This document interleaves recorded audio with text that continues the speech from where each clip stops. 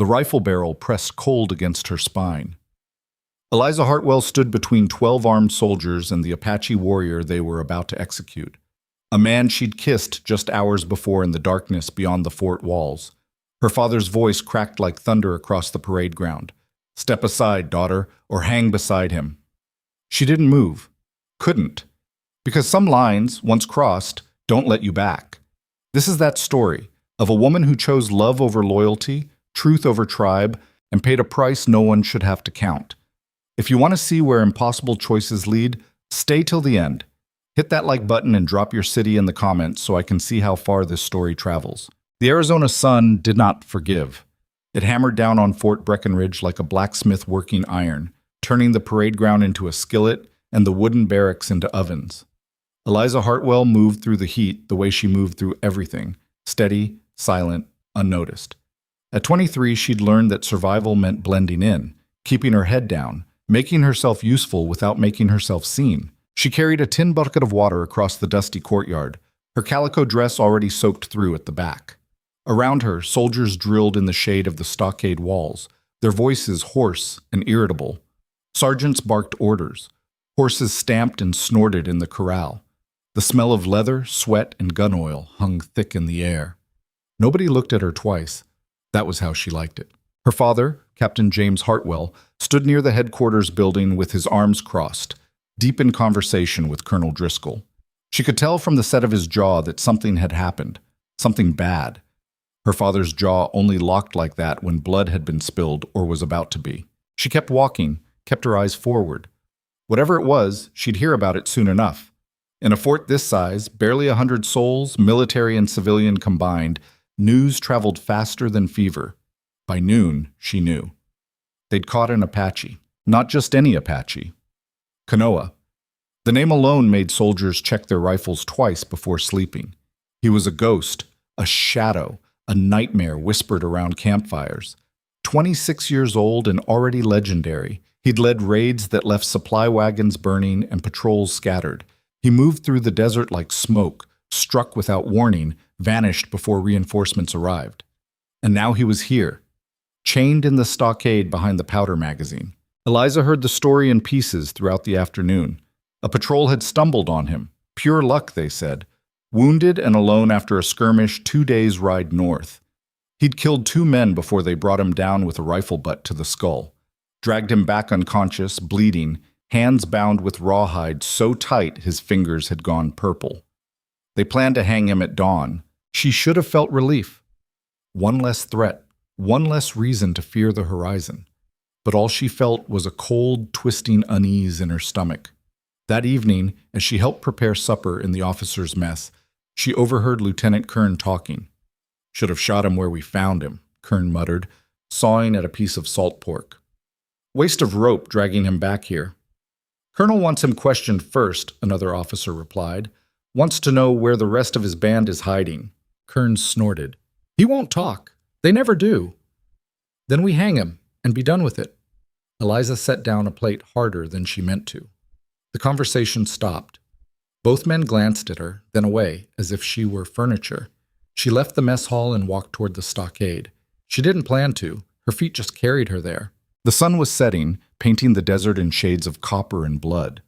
The stockade was a windowless log structure, 15 feet square, with a single iron-banded door.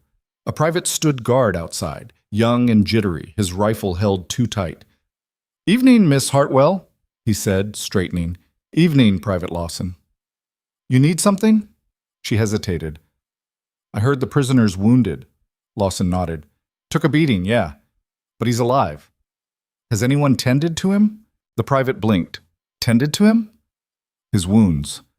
"He's Apache, ma'am." She met his eyes. "He's a prisoner. We're supposed to be civilized." Lawson shifted uncomfortably. "I don't know if the colonel—" "I'll ask my father," she said, turning. "Wait." Lawson glanced toward the headquarters building, then back at her. "If you're quick, I didn't see nothing." Eliza's heart kicked against her ribs. She nodded once. Lawson unlocked the door. The smell hit her first. Blood, sweat, dirt, the sour tang of infection.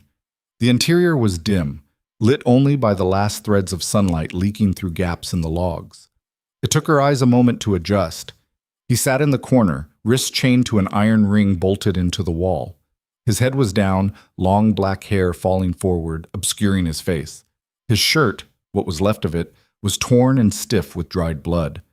Bruises mottled his ribs and shoulders.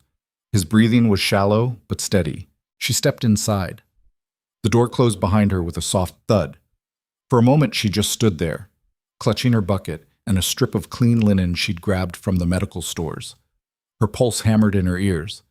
Then he lifted his head. His eyes were dark, unreadable, and fixed directly on her. Not with hostility, not with fear, just watching. She swallowed.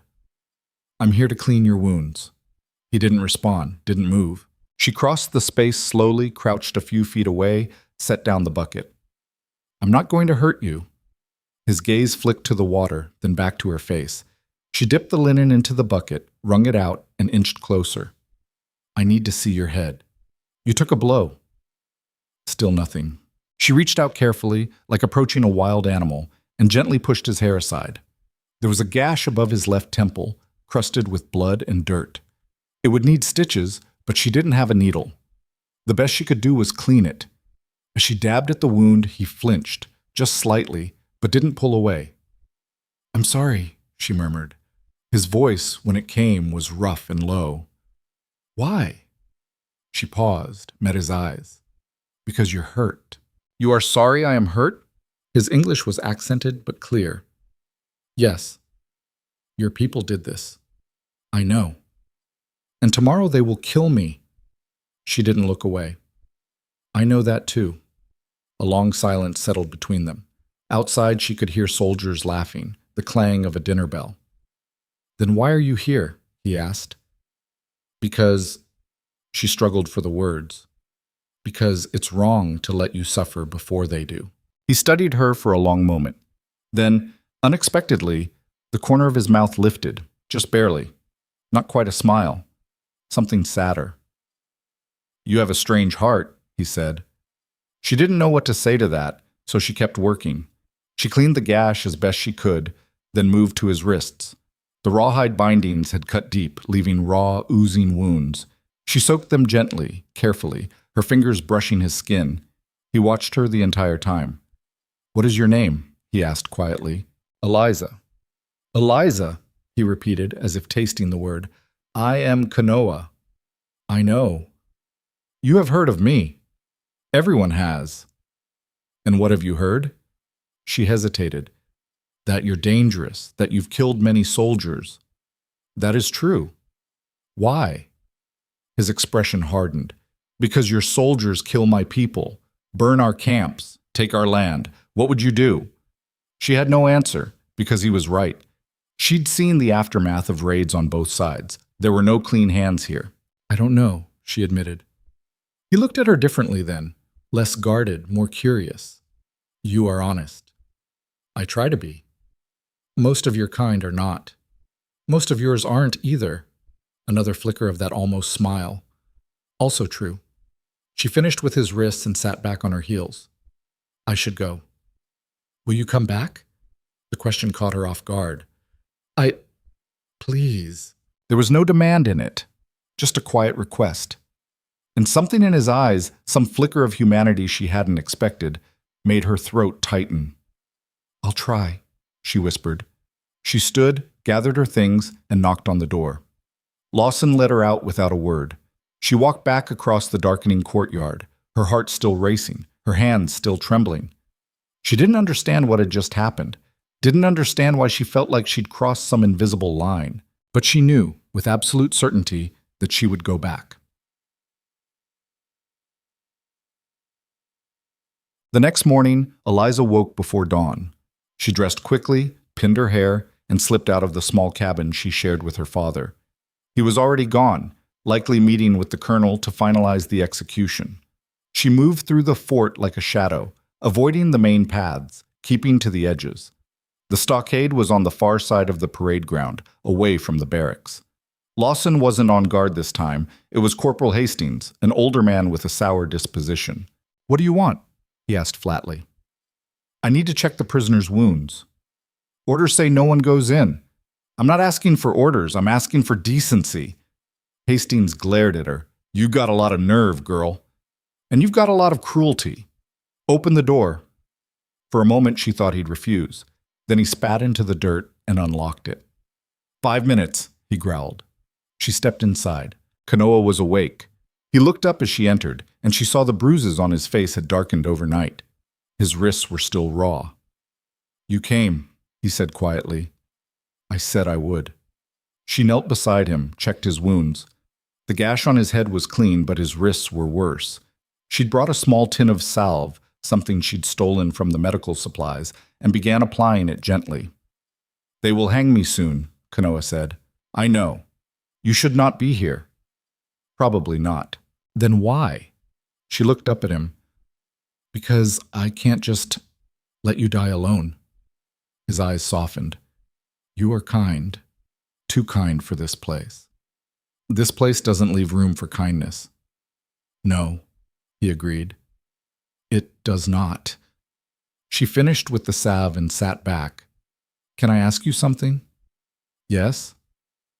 Do you have family? His jaw tightened. I did. A wife. A daughter. What happened to them? Your soldiers, he said simply. 2 winters ago. They burned our village. My wife tried to run. They shot her. My daughter was 4. She died in the fire. Eliza's chest constricted. I'm so sorry. Sorry does not bring them back. No, it doesn't. They sat in silence. Outside she could hear the fort waking, boots on wood, orders shouted, the whinny of horses. I had a mother, Eliza said quietly. She died when I was 12. Cholera. My father loved her more than anything. When she died, he stopped seeing me. I became invisible.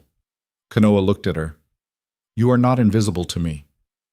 Something in her chest cracked open. She didn't cry, couldn't afford to, but her eyes burned. I wish things were different, she whispered. So do I. The door rattled. Hastings shouted, Time's up! Eliza stood quickly. I have to go. Eliza. She turned. Thank you, Kanoa said, for seeing me. She nodded, unable to speak, and left. By midday, the fort was buzzing with anticipation. The gallows had been erected in the center of the parade ground, a crude wooden frame with a noose swaying in the hot wind. Soldiers gathered in clusters, talking in low voices. Some looked eager, others uneasy. Eliza stayed in her cabin, hands clenched in her lap, staring at the wall. She couldn't watch this. Wouldn't. But then she heard the drums, the slow, steady beat that accompanied every execution, and she knew she had to. She stepped outside. The entire fort had turned out. Soldiers lined the perimeter. Civilians, laundresses, cooks, traders stood in clumps. Her father was near the front, his face carved from stone. They brought Kanoa out in chains. He walked steadily, head high, no fear in his eyes. Blood still stained his shirt. His hands were bound behind his back. The crowd jeered. Someone threw a stone. It struck his shoulder, but he didn't flinch. Eliza's stomach turned. Colonel Driscoll stood on a platform beside the gallows, reading from a paper. His voice was flat, bureaucratic. Kanoa, of the Apache Nation, you have been found guilty of murder, theft, and acts of war against the United States Army. You are hereby sentenced to death by hanging. Do you have any last words? Kanoa looked out over the crowd. His gaze swept across the soldiers, the civilians, and landed on Eliza. For a moment, the world narrowed to just the two of them. Then he spoke. His voice carried across the parade ground, clear and strong. I fought for my people. I would do it again. You call me a killer, but you have killed far more. You take our land, burn our homes, murder our children, and you call it justice. He paused. I do not fear death. I go to join my family, but you... His eyes found Eliza again. Some of you still have a choice. You can choose to see, or you can choose to be blind. The colonel nodded curtly. 2 soldiers stepped forward, forced Kanoa up onto the platform, slipped the noose over his head. Eliza's heart was pounding so hard she thought it might burst. The drums stopped. The colonel raised his hand, and then a gunshot cracked through the air. Not from the gallows, from the outer wall. Chaos erupted. Soldiers shouted, scrambled for weapons. Another shot, then another. Apache warriors, at least a dozen, poured over the stockade wall, firing rifles, loosing arrows. A rescue. Eliza's breath caught. In the confusion, she saw Kanoa move. He twisted, drove his elbow into the soldier beside him, broke free. Another warrior tossed him a knife. He cut his bonds, ripped the noose from his neck. Soldiers fired wildly. Smoke filled the air. Kanoa ran, straight toward the outer gate. Eliza didn't think. She just moved. She grabbed a rifle leaning against a barrel, raised it, aimed, not at Kanoa, but at the colonel, and fired into the air beside his head. Driscoll flinched, ducked, shouted for cover. It was enough. Kanoa reached the gate. Another warrior pulled him onto a horse. They wheeled and thundered out into the desert, gone. Eliza dropped the rifle, her hand shaking. Around her, soldiers shouted, reloaded, fired uselessly at the dust cloud disappearing into the hills. Her father appeared beside her, gripping her arm hard enough to bruise. "What the hell did you just do?" he hissed. She looked up at him, her heart still racing, and said nothing, because she didn't know, but she knew she'd just chosen a side, and there was no going back. The aftermath was brutal. 3 soldiers dead, 5 wounded. The Apache had vanished like smoke, leaving only hoofprints and blood. Colonel Driscoll was livid. He ordered double patrols, tripled the guard, locked down the fort. No one in, no one out. And he questioned everyone. Eliza sat in her father's office, hands folded, while Driscoll paced like a caged wolf. "Someone helped him," Driscoll said. "Someone inside this fort." Her father stood near the window, silent. "I want to know who," Driscoll continued, "and I want them hanged." "It was chaos," her father said quietly. "Could have been anyone. Could have been an accident." "Accident?" Driscoll whirled on him. "Your daughter fired a rifle during an enemy attack. That's not an accident." Eliza's pulse spiked. Her father's voice stayed calm.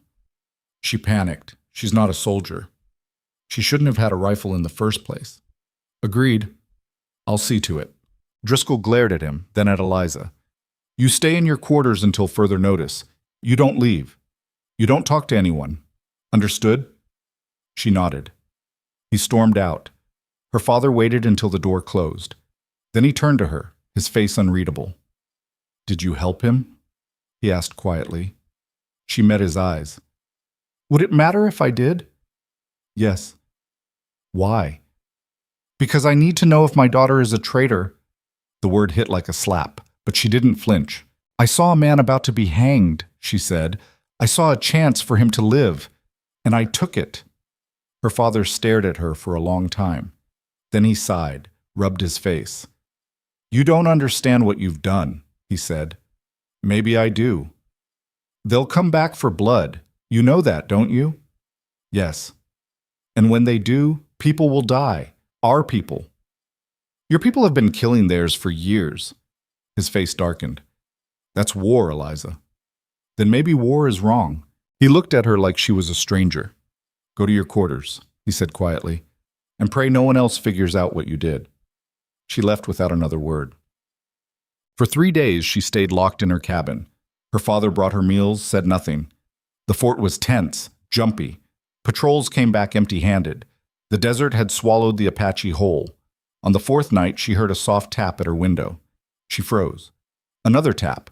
She crossed to the window, pulled back the curtain. Kanoa stood in the shadows outside, barely visible in the moonlight. Her heart stopped. She unlocked the window, pushed it open. "Are you insane?" she whispered. "They'll kill you if they find you here. I had to see you." "Why?" "To say thank you, and—" He hesitated. "To ask if you meant it." "Meant what?" "What you did. Was it only kindness, or was it something more?" She stared at him, at this man who should have been dead, who'd risked everything to come back. "I don't know," she admitted. "Then find out," he said. "Meet me, tomorrow night, beyond the eastern ridge. There is a place, a canyon with 3 Joshua trees. I will wait for you there. I can't leave the fort. You can, if you want to. If they catch me, then we will both die." His eyes held hers. But at least we will die having chosen. She should have said no, should have closed the window, turned away, forgotten him. But she didn't. I'll come, she whispered. He smiled, a real smile this time, soft and genuine. Until tomorrow, Eliza. And then he was gone, melting back into the darkness. She stood at the window for a long time, heart pounding, mind racing. She'd just agreed to meet an enemy warrior in the dead of night. She'd just chosen treason over safety, and somehow, impossibly, it felt like the first honest choice she'd ever made. The next evening, she waited until the fort settled into its nightly rhythm. Guards changed shifts, lamps dimmed, conversations faded. She dressed in dark clothes, tied her hair back, slipped out through a gap in the stockade she'd discovered years ago, a loose board near the latrines that no one bothered to fix. The desert at night was a different world, cool, silent, vast. The stars overhead were so bright they cast shadows. She moved quickly, keeping low, following the eastern ridge. Her heart hammered with every step. What was she doing? This was madness, betrayal, suicide. But she kept going. She found the canyon. 3 Joshua trees stood like sentinels against the sky. And there, waiting beneath them, was Kanoa. He stood as she approached, his expression unreadable. For a moment, they just looked at each other. Then he spoke, his voice quiet. You came. I said I would. I did not know if you meant it. I don't lie. No, he said softly. You do not. They sat together on a flat rock, the desert stretching endlessly around them. The silence wasn't awkward. It was peaceful. Why did you come back? She asked. You were free. Because I wanted to see you again. That's a terrible reason to risk your life. Perhaps, but it is my reason. She shook her head, almost smiling. You're going to get us both killed. Maybe, or maybe we will find something worth the risk. Like what? He looked at her. I do not know yet, but I want to find out. And in that moment, under a sky full of stars, Eliza realized something that terrified and exhilarated her in equal measure. She wanted to find out too. They met 3 more times over the next 2 weeks, always after midnight, always at the canyon with the 3 Joshua trees. Eliza told herself each time would be the last. Each time, she went back. Kanoa taught her things she'd never considered, how to read the stars for direction, how to move through the desert without leaving tracks, how to listen to the wind and know when a storm was coming. He spoke about his people, not as savages or enemies, but as families, mothers, fathers, children who laughed and played and cried just like anyone else. We did not want this war, he said one night, his voice low and steady. We only wanted to live as we always had. But your government made promises, then broke them, took land, then took more. When we resisted, they called us hostile. Eliza sat beside him, knees drawn up, staring out at the moonlit desert. I didn't know. Most do not want to know. It is easier to see us as monsters. You're not a monster. He looked at her. I have killed men, Eliza. Many men. In war. Does that make it better? She didn't answer, because she didn't know. I see their faces sometimes, Kanoa continued quietly, when I close my eyes. Young soldiers, afraid, just following orders. I tell myself it was necessary, that I was protecting my people, but their faces do not care about my reasons. Eliza reached out, hesitated, then placed her hand over his. His skin was warm, rough with calluses and scars. I think that's what makes you different, she said. You remember them. You carry it. A monster wouldn't. He turned his hand over, laced his fingers through hers. Neither of them spoke for a long time. When she finally returned to the fort that night, the sky was already lightening in the east. She slipped through the gap in the stockade, hurried across the empty parade ground, and nearly collided with her father. He stood in the shadows near the headquarters building, arms crossed, waiting. Her stomach dropped. Where have you been? His voice was flat, controlled, dangerous. I couldn't sleep. I went for a walk. A walk? Outside the fort, in the middle of the night. Yes. He stepped closer, and she could see the exhaustion etched into his face. He looked older than she'd ever seen him. Don't lie to me, Eliza. I'm not. You've been sneaking out for weeks. I'm not blind. Her pulse hammered. Then why didn't you stop me? Because I wanted to believe I was wrong. He rubbed his face. Where do you go? She met his eyes. That's my business. Not when it puts this entire fort at risk. I'm not hurting anyone. Aren't you? His voice cracked just slightly. You think I don't know what's happening? You think I don't see the way you've changed? You barely speak. You won't look at anyone. You're slipping away, and I don't know how to stop it. Something in her chest twisted. You stopped seeing me a long time ago, Father. Don't pretend you care now. The words came out harsher than she intended, but she didn't take them back. He flinched. For a moment, she thought he might yell. Instead, his shoulders sagged. I lost your mother, he said quietly. I didn't know how to... He stopped, swallowed. You look so much like her. Every time I see you, I see her. And it hurts. Eliza's throat tightened. So you made me invisible. I made a mistake. His voice was barely a whisper. And now I'm watching you make one too. What do you think I'm doing? I think you're meeting someone. Someone you shouldn't be meeting. She didn't confirm or deny it, just stood there, silent. Her father stepped closer, lowered his voice. If Driscoll finds out, if anyone finds out, I won't be able to protect you. Do you understand that? I'm not asking you to protect me. You're my daughter, Eliza. I don't need you to ask. They stood facing each other in the pre-dawn stillness, two people who'd stopped knowing how to talk years ago. Finally, her father sighed. Just be careful. Please. She nodded once, then walked past him toward her cabin. Behind her, she heard him say, very softly, I can't lose you too. She didn't turn around. Inside her cabin, she sat on the edge of her bed and stared at her hands. They were still trembling. She was playing a game she couldn't win. She knew that. Every time she left the fort, every time she met Kanoa, she risked everything. Her life, her father's career, the fragile peace that kept this place from erupting into open slaughter. But when she was with Kanoa, none of that seemed to matter. When she was with him, she felt like herself for the first time in years. Not invisible, not broken, just seen. She lay back on the bed and closed her eyes, but sleep wouldn't come. The next night, she went back to the canyon. She couldn't help it. Kanoa was waiting, as always. But this time, he wasn't alone. A woman stood beside him, older, maybe 40, with silver threading through her dark hair and a face carved by hardship and strength. She wore a deerskin dress and carried herself with the kind of authority that didn't need announcement. Eliza stopped short. This is Ashki, Kanoa said. She is my aunt. She raised me after my parents died. Ashki studied Eliza with sharp, measuring eyes. So you are the one. Eliza's mouth went dry. The one? The one my nephew risks his life for, night after night. I didn't ask him to, so no. But he does it anyway. Ashki stepped closer, her gaze never wavering. Why? I don't know. Yes, you do. Eliza glanced at Kanoa. He watched her quietly, waiting. She took a breath. Because he's the first person who's ever made me feel like I matter. Ashki's expression didn't change.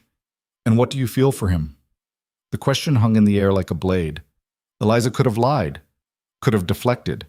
Instead, she said, more than I should. Ashki nodded slowly. At least you are honest.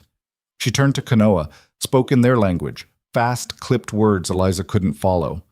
Kanoa responded, his tone calm but firm. They went back and forth for a moment, then Ashki sighed. She looked at Eliza again. He says you are different, that you see us as people, not enemies. Is this true? Yes. Why should I believe you? Because I'm here, Eliza said. Because I've risked everything just to talk to him. I don't know what that makes me. A fool, a traitor, maybe both. But it's the truth. Ashki's mouth twitched, almost a smile. You have courage. Foolish courage, but courage. She glanced at Kanoa. I see why you like her.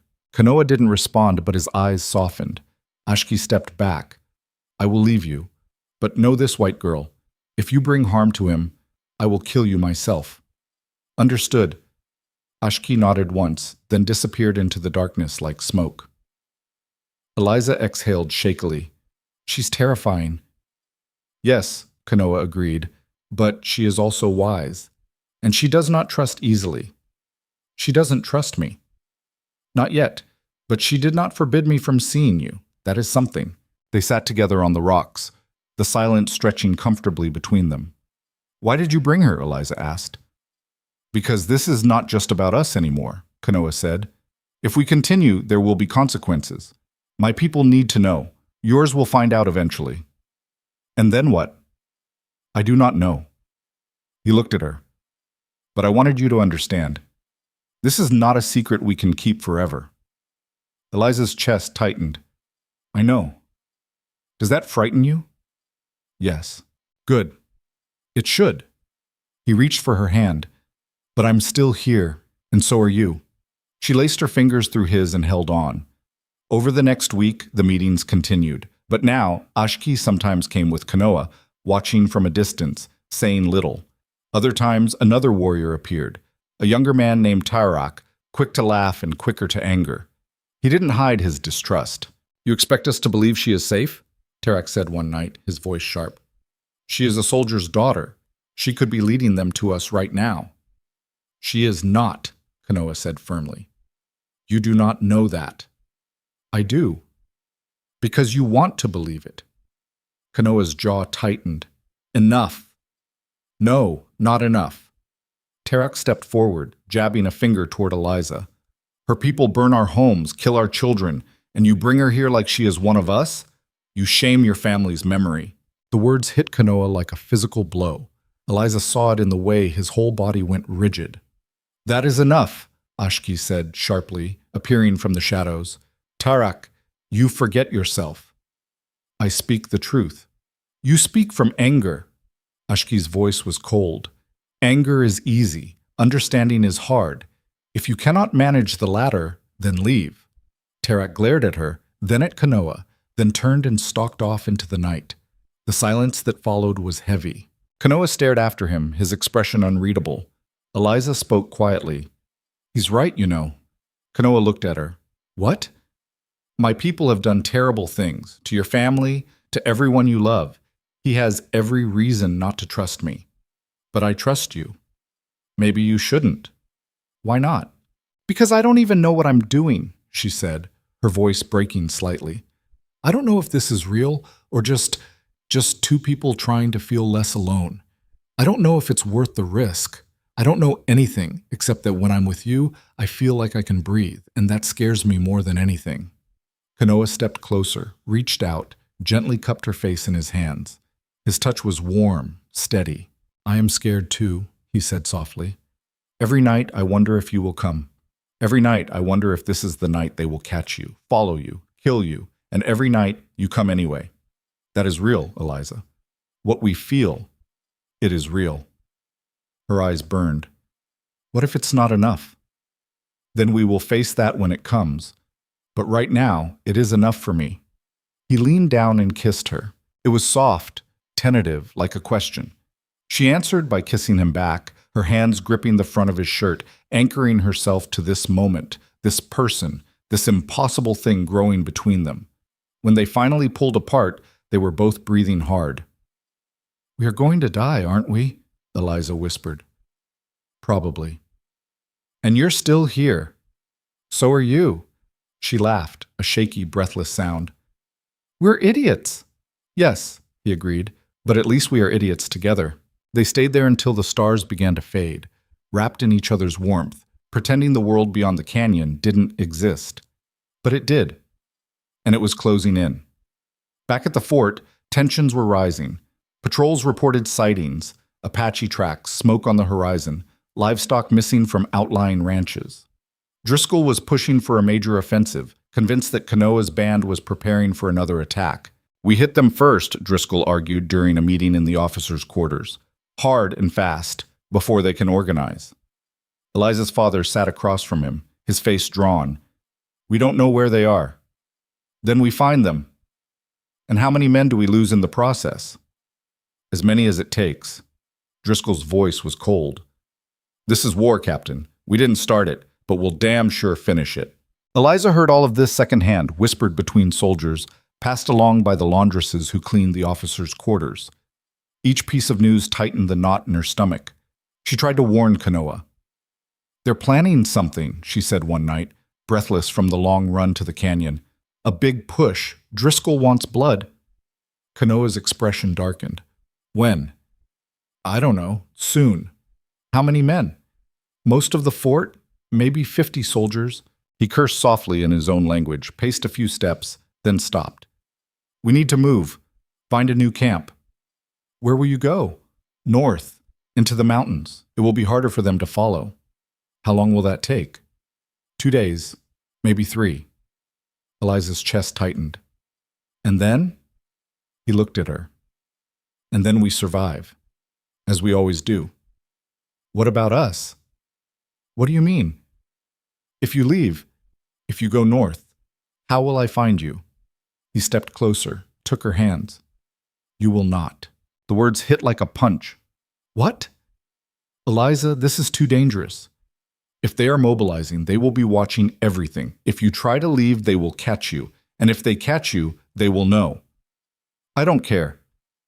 "I do." His grip tightened. "I will not be the reason you die." "And what if I want to take that risk?" "I will not let you." Anger flared in her chest. "You don't get to decide that." "Yes, I do, because I have already lost everyone I love. I will not lose you too." She stared at him, her heart pounding, her throat tight. "So that's it? You just leave and I never see you again?" "It is the only way to keep you safe." "I don't want to be safe." The words burst out of her, raw and desperate.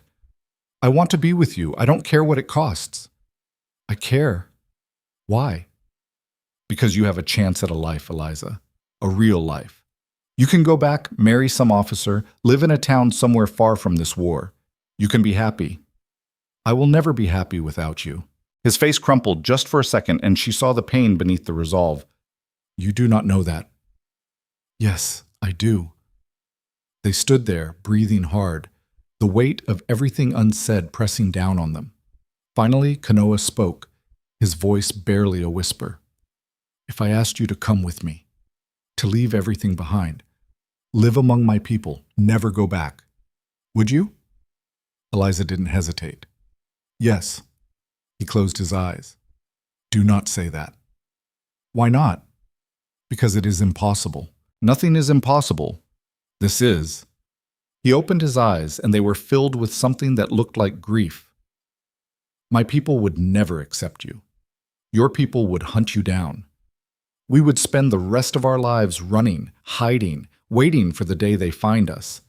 And they would find us, Eliza. They always do." "Then we run," she said fiercely. "We hide. We fight. I don't care, as long as we're together." "And when they kill me in front of you, what then?" She flinched. "Or when they hang you for treason," he continued, relentless. "What then? You think I could live with that? Knowing I was the reason?" "You're not listening to me. I am listening, and I am telling you the truth you do not want to hear." His voice broke. "I love you, Eliza. I love you more than I thought I could love anyone again, and that is why I have to let you go." The words hung in the air, devastating and final. Eliza felt something inside her shatter. "You don't get to make that choice for me." "I already have."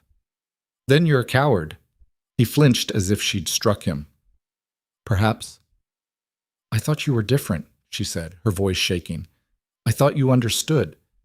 But you're just like everyone else, making decisions about my life without asking me, deciding what's best for me, like I'm a child." "Eliza." "No." She stepped back, tears streaming down her face. "If you're going to leave, then leave. But don't pretend it's for my sake. You're doing it because you're afraid." "Of course I'm afraid." His voice rose, cracking. "I am terrified, because I know how this ends. I have seen it before. And I will not watch you die because of me." They stared at each other, both breathing hard, both shaking. Then Eliza turned and walked away. "Eliza, wait! Don't follow me," she said without looking back. She ran.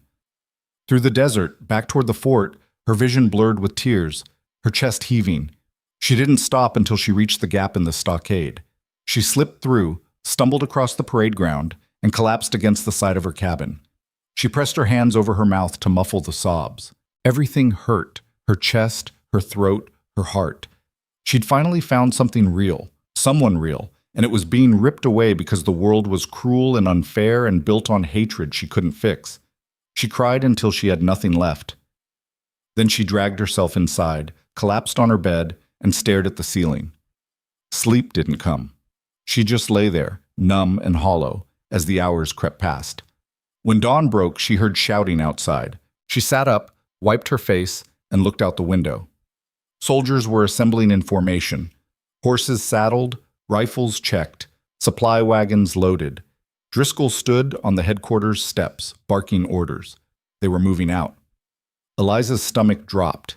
She threw on her dress, pinned her hair, and ran outside. Her father was near the stables, overseeing the preparations.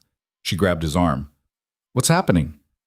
"Offensive. We're moving north to sweep the mountain passes." "When did this get approved?" "Last night. Driscoll got word from command." "Father, you can't—" "It's already decided, Eliza." He looked tired. "We leave in an hour." "How long will you be gone?" "A week, maybe more." He squeezed her shoulder. "Stay inside. Keep your head down. I'll be back before you know it." He walked away before she could respond. Eliza stood there, frozen, as the fort churned with activity around her. Kanoa was right. They were coming, and there was nothing she could do to stop it. She spent the rest of the morning in a daze, helping prepare supplies, avoiding eye contact, her mind racing. By midday, the column was ready. 50 men on horseback, another 20 on foot, supply wagons rattling behind. Driscoll gave a speech about duty and honor and civilizing the frontier. The soldiers cheered. Eliza watched from the edge of the parade ground, her hands clenched. Her father found her just before they rode out. He looked at her for a long moment, then pulled her into a quick, awkward embrace. "Be safe," he said. "You too." He nodded, mounted his horse, and joined the column. They rode out through the main gate, dust rising in their wake, and disappeared into the desert. Eliza stood there long after they were gone, staring at the horizon. Somewhere out there, Kanoa was preparing to run. Somewhere out there, men were preparing to kill each other. And she was stuck here, powerless, watching the two halves of her heart tear themselves apart. That night, she couldn't take it anymore. She slipped out of the fort, ran through the darkness to the canyon. She knew he'd said not to come. She didn't care. The canyon was empty. No Kanoa, no Ashki, no Tarek. Just silence and shadows and 3 Joshua trees standing like gravestones. She sank to her knees, her breath coming in ragged gasps. He was gone, and she had no idea if she'd ever see him again. She stayed there until the stars began to fade, then forced herself to stand. Her legs felt like lead. Her chest felt hollow. She walked back to the fort slowly, each step heavier than the last. As she slipped through the gap in the stockade, she heard voices near the headquarters building. She ducked into the shadows, listened, 2 soldiers talking in low tones. Heard Driscoll's planning to burn them out. Burn what out? The camps, any Apache settlement they find. No prisoners this time. Jesus. Orders from the top. They want this finished. Eliza's blood ran cold. They weren't just planning to fight, they were planning a massacre. She had to warn him. But how? She slipped back to her cabin, her mind racing. The column had a day's head start. If she left now, she could maybe catch them before they reached the mountains. Maybe warn Kanoa's people in time. Maybe get herself killed in the process. She sat on the edge of her bed, hands shaking, staring at the floor. Every rational part of her brain screamed that this was suicide, that she couldn't change anything, that she should stay quiet, stay safe, and let the world burn without her. But the thought of Kanoa, of his people, families, children, caught in an inferno because she stayed silent. She couldn't. She pulled on her riding boots, grabbed a canteen, a knife, a blanket, stuffed them into a saddlebag. Her hands moved on autopilot, her heart pounding so hard she could barely breathe. This was insane. She was going to die. But at least she'd die trying. She slipped out one more time, made her way to the stables. Most of the horses were gone with the column, but a few remained. Older mounts, pack animals. She chose a sturdy mare, saddled her quietly, and led her out through the back gate the supply wagons used. No one stopped her. No one saw. She mounted, kicked the mare into a trot, and rode into the night. Behind her, the fort shrank into the darkness. Ahead, the desert stretched endlessly under a sky full of indifferent stars. She didn't look back. The desert at night was colder than she'd expected. Eliza pulled her blanket tighter around her shoulders as the mare picked her way across the rocky terrain, guided only by starlight and instinct. Every shadow looked like a threat. Every sound made her heart jump. She had no real plan. Just a desperate hope that she could find Kanoa's camp before the soldiers did, warn them, give them time to scatter. It was foolish, reckless. But sitting in that fort while people died, people she'd come to care about, people who'd shown her more humanity than her own kind, that was impossible. By dawn, her backside ached and her eyes burned from lack of sleep. She'd pushed the mare hard through the night, following the same route the column would take north toward the mountain passes. She stopped near a rocky outcrop to let the horse drink from her canteen and rest. Her hands shook as she poured water into her palm. The mare drank gratefully, then nuzzled her shoulder. "I know, girl," Eliza whispered. "I'm scared too." She allowed herself 10 minutes, then mounted again and kept moving. The sun climbed higher, turning the desert into a furnace. Sweat soaked through her dress. Her lips cracked. She rationed the water carefully, knowing she'd need it to last. By mid-afternoon, she spotted dust on the horizon behind her. Her stomach clenched. Riders, moving fast. She urged the mare into a canyon between two ridges, dismounted, and led the horse deeper into the shadows. She pressed herself against the rock wall and waited, heart hammering. The dust cloud grew closer. Voices carried on the wind, rough, male, speaking English. Not the main column. A patrol, maybe. Or scouts sent ahead. She held her breath as 3 riders passed the canyon entrance, close enough that she could see their faces. Lieutenant Kern led them, his expression hard and focused. They didn't look her way, just kept riding north. She waited until the sound of hoofbeats faded completely, then counted to 100 before emerging. Too close. She needed to move faster, but the mare was already exhausted, flanks heaving, head hanging low.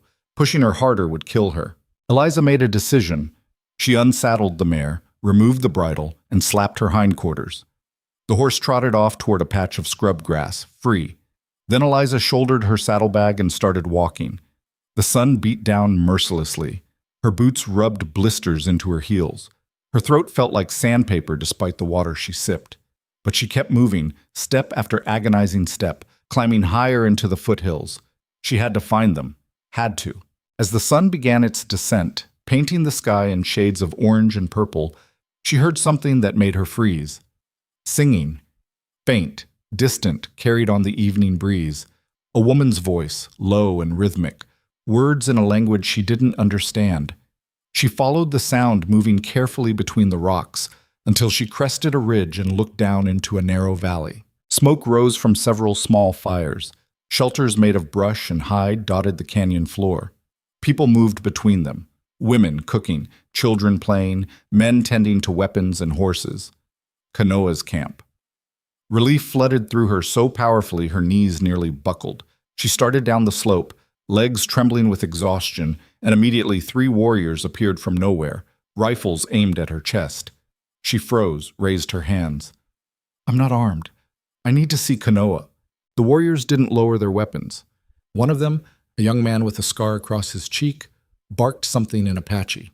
She didn't understand, just kept her hands up, trying to look as non-threatening as possible. Then Ashki appeared, pushing through the group. Her eyes widened when she saw Eliza. "What are you doing here?" she demanded. "I need to warn you. The soldiers, they're coming. They're going to burn the camp." Ashki's expression hardened. She said something sharp to the warriors. They lowered their rifles but didn't move away. "How many soldiers?" Ashki asked. 50 on horseback, 20 on foot, maybe more." "When?" "I don't know. Soon. A day? Maybe 2. Ashki's jaw tightened. She turned, called out in Apache. Within seconds, the camp erupted into controlled chaos. People began dismantling shelters, gathering supplies, preparing to move. "Where's Kanoa?" Eliza asked. "Hunting. He will return soon." Ashki studied her with those sharp eyes. You rode through the night to warn us. Yes. Why? Because you're people. Because what they're planning is wrong. You risk your life for us. For him. Eliza met her gaze. Yes. Ashki nodded slowly. You are braver than I thought, or more foolish. She gestured toward one of the fires. Sit, drink. You look half dead. Eliza's legs gave out as soon as she reached the fire. A woman, older with kind eyes, pressed a water skin into her hands. Eliza drank deeply, the water tasting like salvation. The woman said something in Apache, gesturing to Eliza's feet. Eliza looked down and realized her boots were dark with blood from the blisters. The woman knelt, gently removed Eliza's boots, and began cleaning the wounds with a wet cloth. It stung, but Eliza bit her lip and stayed still. Around her, the camp moved with practiced efficiency. These people had done this before, many times. Eliza's chest tightened with anger and grief. This was their life, running, hiding, surviving, never safe, never settled, always one step ahead of people like her father, like Driscoll, who saw them as obstacles to be removed. She was still sitting there, feet bandaged, when Kanoa rode into camp. He dismounted in one fluid motion, a deer carcass slung across his horse's back. He was speaking to Tarak, gesturing toward the hills when his eyes swept across the camp and landed on her. He stopped mid-sentence. For a moment, they just stared at each other across the firelight. Then he crossed the distance in long strides and dropped to his knees in front of her. What are you doing here? Warning you. Eliza. The column is coming. Driscoll's planning to burn everything. No prisoners. His face went pale beneath the tan. When? I don't know exactly, but soon. He gripped her shoulders. You should not have come. If they find you here, I know. Do you? His voice was raw. They will hang you, not imprison you, not exile you, hang you. I know, she repeated more firmly. He stared at her, something like anguish flickering across his features. Then he pulled her into his arms, held her so tightly she could barely breathe. You are the most stubborn, reckless, impossible woman I have ever met, he said into her hair. I learned from the best. He pulled back, cupped her face. I told you to stay away. I don't follow orders well. I noticed. His thumb brushed across her cheek. You are also the bravest. Or the stupidest. Both. His eyes were bright with something that looked suspiciously like tears. Both. Tarak appeared beside them, his expression dark. We need to move. Now. Kanoa nodded, stood, pulling Eliza up with him. Can you walk? I'll manage. No, you will ride. He turned to one of the women. Bring a horse. Within minutes, the camp was packed. Everything they owned, shelters, food, weapons, children, loaded onto horses and travois. Eliza watched in awe at the speed and precision. Kanoa helped her onto a small, spotted mare, then mounted his own horse. Ashki moved to the front of the group, giving quiet orders. Tarak and the other warriors took positions at the rear, rifles ready. They moved out as the last light faded from the sky, a silent column of shadows slipping between the rocks like ghosts. Eliza rode beside Kanoa, swaying with exhaustion. He kept glancing at her, making sure she didn't fall. Where are we going? She asked quietly. Higher. Into the mountains. There are places the soldiers cannot reach on horseback. How long will it take? 2 days? Maybe 3. She nodded, too tired to respond. They traveled through the night, stopping only briefly to rest the horses and check the rear for pursuit. Eliza dozed in the saddle, jerking awake every time her head dropped. By dawn, they'd climbed high enough that the air turned cold and thin. Pine trees replaced scrub brush. The landscape shifted from desert to forest. Kanoa called a halt near a stream. People dismantled, set up a temporary camp. Fires were kept small and smokeless. Guards posted on the high points. Eliza slid off her horse and nearly collapsed. Kanoa caught her, half-carried her to a sheltered spot beneath a rock overhang. Sleep, he said. I will keep watch. You need sleep too. Later. She wanted to argue, but her eyes were already closing. She felt him cover her with a blanket, felt his hand brush her hair back from her face. Thank you, he whispered. She was asleep before she could answer. She woke to voices arguing in Apache. The sun was high overhead, which meant she'd slept for hours. She sat up, wincing at the stiffness in her muscles, and looked around. Kanoa stood near the fire with Ashki, Tarak, and several other warriors. Their voices were low but intense. Tarak kept gesturing sharply toward Eliza. She stood on shaky legs and approached. The conversation stopped abruptly. "What's going on?" she asked. Tarak turned to her, his expression cold. "You have brought the soldiers to us." "What? No! They are following your trail. They will find us because of you." Eliza's stomach dropped. "I tried to cover my tracks. You do not know how. You left signs everywhere." Tarak's voice was hard. "Now my people are in danger because Kanoa cannot see past his feelings for you." "That is enough," Kanoa said sharply. "No, it is not." Tarak stepped forward, facing Kanoa. "You risk everything for her, again and again. When does it stop? When do you remember your duty to your people?" "I have not forgotten." "Yes, you have. You brought her to our camp. You let her see our numbers, our location. And now she leads our enemies to us. How is that not betrayal?" The word hung in the air like a blade. Kanoa's face went very still. "Watch your words, Tarak." "Or what? You will defend her honor? She is the enemy. She warned us. She saved lives.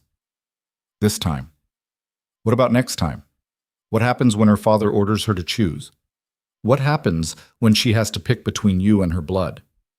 "I already have," Eliza said quietly. Everyone turned to look at her. She met Tarak's eyes. "I left the fort. I rode through the night. I gave up everything to warn you. I know what that makes me. I know I can never go back. But don't you dare question my loyalty to Kanoa." "Loyalty?"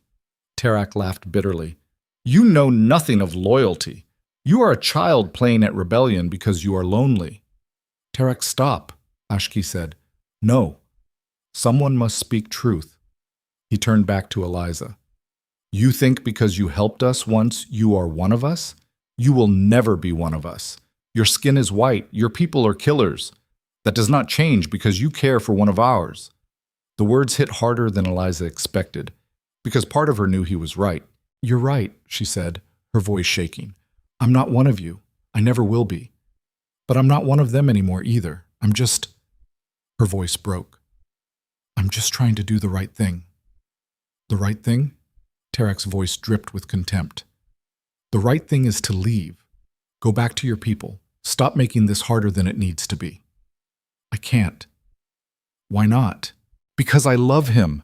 The words burst out of her, raw and desperate. "Because I would rather die out here than go back to a life where I pretend none of this matters. Because, for the first time in my life, I feel like I'm exactly where I'm supposed to be. Even if it makes no sense, even if it's impossible. So no, I won't leave. Not unless he tells me to." She turned to Kanoa. "If you want me gone, say it. I'll go. But don't let him speak for you." Kanoa stared at her for a long moment. Then he looked at Tarak. "She stays." Tarak's face darkened. "You are making a mistake." "Perhaps. But it is my mistake to make. It will cost lives. Then I will carry that weight." Kanoa's voice was firm, final. "She stays." Tarak looked between them, his jaw working. Then he spat on the ground and stalked away. The silence that followed was heavy and uncomfortable. Ashki sighed. "He is angry because he is afraid. We are all afraid." "I know," Kanoa said quietly, "and he is not wrong about the danger." "I know that too." Ashki studied him for a long moment. Then she nodded and walked away, leaving them alone. Eliza's legs felt weak. She sank down onto a rock, hands trembling. Kanoa sat beside her. "I am sorry." "Don't be. He's right. I did lead them here. You tried to help. And made things worse." She pressed her palms against her eyes. "Maybe I should go. Maybe I'm just— No." He took her hands, pulled them away from her face, held them tight. "You are not going anywhere." "Kanoa, I meant what I said. You stay with me. Even if it costs you everything?" "Yes." "That's insane." "Yes," he agreed. "But I do not care anymore. I am tired of running, tired of losing, tired of pretending this world makes sense. You are the only thing that makes sense to me now. Eliza's eyes burned. I don't know how to do this. I don't know how to be what you need. You are already what I need, just as you are. She leaned into him, and he wrapped his arms around her, holding her like she was something precious and fragile. They sat like that for a long time, while the camp settled into wary silence around them. That night, scouts returned with bad news. The column had picked up their trail. They were half a day behind, moving fast. Kanoa called a council. The warriors gathered around the fire, their faces grim in the flickering light. Ashki sat beside him. Eliza stayed at the edge, not wanting to intrude but unable to leave. We cannot outrun them, one warrior said. Not with the women and children. We must split up, another suggested. Some lead the soldiers away, the rest take the families to safety. Tarak shook his head. They will hunt us all down eventually. We need to fight. We are outnumbered 3-1, Ashki said. Fighting is suicide. So is running. The argument went back and forth, voices rising. Eliza listened, her chest tight with guilt. This was her fault. If she hadn't come... There's another option, Kanoa said quietly. Everyone stopped talking. He stood, walked to the edge of the firelight, stared out into the darkness. I could turn myself in. The words hit like a thunderclap. No, Ashki said immediately. They want me. If I surrender, they will stop the hunt. They will kill you. Yes, but the rest of you will be safe. Absolutely not, Tarak said, and for the first time he and Ashki agreed on something. It is the logical choice. It is a coward's choice, Tarak snapped. You would abandon your people to save them? That is not leadership. That is surrender. Sometimes surrender is the bravest option, and sometimes it is just surrender. Eliza couldn't stay silent anymore. She stood, stepped into the circle. There's another way. Everyone turned to look at her. I can go back, she said. Talk to my father. Negotiate. They will arrest you, Ashki said. Maybe. But if I can convince him to listen, if I can buy you time to get further into the mountains. Why would he listen? Tarak demanded. Because he's my father. And because... She swallowed hard. Because he still loves me. I think. Kanoa shook his head. Eliza, no. It's the best chance we have. They will not negotiate. They will kill you. You don't know that. Yes, I do. His voice was strained. I have seen it before. People who try to stand between two sides get crushed. Then I get crushed, but at least I tried. I will not let you... You don't get to let me do anything. She stepped closer, looked him in the eye. This is my choice, and I'm making it. The firelight caught the anguish on his face. I cannot lose you, and I can't watch you die when there's a chance, any chance, to stop this. They stared at each other, the weight of everything unsaid pressing down. Finally, Ashki spoke. If she goes with terms, a proposal, not a surrender. Eliza turned to her. What kind of proposal? Safe passage. We leave this territory, move north beyond the mountains. In exchange, the attacks stop. No more raids, no more bloodshed. They'll never agree to that, Tarak said. Maybe not. But it gives them something to consider, something other than total war. And if they refuse, Ashki's expression was hard, then we fight and we die. But at least we tried another way first. The warriors murmured among themselves. Slowly, reluctantly, heads began to nod. Kanoa still looked like he wanted to argue, but he didn't. He just closed his eyes, his jaw tight. When do I leave? Eliza asked. Dawn, Ashki said. I will prepare the terms. You will carry them to your father. Eliza nodded, her heart pounding. Kanoa turned and walked away from the fire into the darkness. Eliza followed. She found him standing at the edge of the camp, staring out at the moonlit forest. His shoulders were rigid, his hands clenched. I know you're angry, she said quietly. I am not angry. Then what are you? He turned to face her, and she saw the rawness in his eyes. Terrified, she stepped closer. So am I. You should not have to do this. None of us should have to do any of this, but here we are. He reached for her, pulled her close. She felt the rapid beat of his heart against her cheek.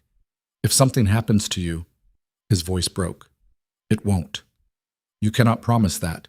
No, but I can promise I'll fight like hell to come back. He buried his face in her hair. I do not deserve you. Yes, you do. They stood like that, holding each other, while the night deepened around them. Later, they sat together beneath the stars, wrapped in the same blanket. Neither of them could sleep. Tell me about your daughter, Eliza said softly. Kanoa stiffened. Why? Because I want to know her. Through you. He was silent for a long time. Then quietly, he began to speak. Her name was Ayana. It means eternal blossom. His voice was rough with memory. She had her mother's eyes, dark and bright. She laughed at everything, birds, clouds, her own shadow. She was fearless. She sounds beautiful. She was, and curious, always asking questions. Why is the sky blue? Where do the stars go in the day? Why do people fight? He paused. I did not have good answers for her. No one does. I told her that people fight because they are afraid, and she asked me, what are they afraid of? I said, losing what they love. His voice cracked. I did not know how right I was. Eliza laced her fingers through his, held tight. She was 4 when she died, Kanoa continued. 4. She had barely started living, and they took her from me because of a war she did not even understand. I'm so sorry. I used to think I would never feel anything again, that the anger and grief would be all I had left. He looked at her. But then I met you, and you made me feel again, and I do not know if that is a gift or a curse. Maybe both. Yes, both. He lifted her hand, pressed a kiss to her knuckles. Promise me something. Anything. If it comes down to your life or mine, if you have to choose, choose yours. Kanoa, promise me, please. She looked into his eyes, saw the desperation there. I promise. It was a lie. They both knew it, but he needed to hear it, and she needed to give him that much. They sat in silence, watching the stars wheel overhead, counting down the hours until dawn. When the first light touched the horizon, Ashki appeared with a small leather pouch. The terms? She said, handing it to Eliza. Give this to your father, no one else. Eliza took it, felt the weight of it in her hands. What if he won't listen? Then you run, fast and far. Do not wait for their answer. What about all of you? We will be gone before the sun is high, moving north into the deep mountains. If your father agrees, send word through the canyon where you first met Kanoa. We will have someone watching. Eliza nodded, her throat tight. Kanoa brought a horse, a strong bay gelding. He helped her mount, his hands lingering on her waist. Come back to me, he said. I will. Eliza? She leaned down, kissed him, hard and desperate and full of everything she couldn't say. When she pulled back, his eyes were bright with unshed tears. I love you, she whispered. I love you too. She kicked the horse into a trot before she could change her mind, before she could let fear paralyze her. Behind her, Kanoa stood watching until she disappeared into the trees. Ahead, the forest opened onto the trail that led back down the mountain, back toward the fort, back toward the people who would call her a traitor, back toward a choice that would decide whether love could ever be stronger than war. She rode hard, the sun climbing higher, the horse's hooves thundering against the rocky ground. Her heart hammered in rhythm with the gallop. She was halfway down the mountain when she saw them. The column, 50 soldiers on horseback, moving in formation up the trail. Her father rode near the front, beside Driscoll. Eliza reined in the horse, her breath catching. This was it. No more running, no more hiding. She urged the horse forward, raised one hand in the air. "Father!" she shouted. The column halted. Rifles swung in her direction. Her father's face went white. "Eliza?" She rode closer, stopped 20 feet away. Soldiers surrounded her, weapons raised. Driscoll's face twisted with rage. "Seize her! She's a deserter!" "Wait," her father said, holding up a hand. His voice was strained. "Eliza, what are you doing here?" She met his eyes. "I'm here to stop a massacre." Driscoll laughed harshly. "The only massacre will be theirs." "No." Eliza pulled the leather pouch from her saddlebag, held it up. "I have terms. From the Apache. A proposal for peace." "Peace?" Driscoll spat the word like poison. With savages? With people, Eliza shot back. People who are tired of dying, people who want to live. They should have thought of that before they started killing our men. And we should have thought of that before we took their land. Driscoll's hand went to his sidearm. Captain Hartwell, control your daughter, or I will. Her father's face was ashen. Eliza, please, get down from the horse. We'll talk. There's nothing to talk about unless you're willing to listen to their terms. We don't negotiate with the enemy. Then you'll keep fighting until there's no one left to kill. Is that what you want? Her father's expression crumpled. What I want is my daughter back, safe, alive. Then listen to me, please. He stared at her for a long moment. Then he turned to Driscoll. Stand down. Absolutely not. That's an order, Colonel. Driscoll's face went purple. You're making a mistake, Captain. Maybe.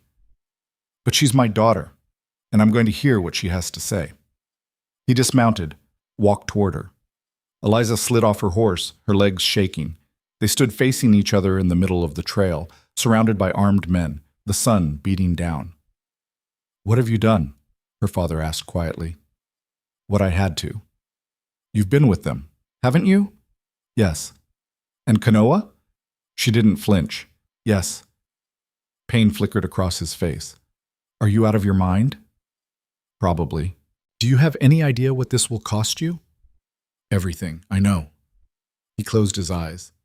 I can't protect you from this, Eliza. I'm not asking you to. She held out the pouch. I'm asking you to read the terms. Consider them. Just, please, give peace a chance before more people die.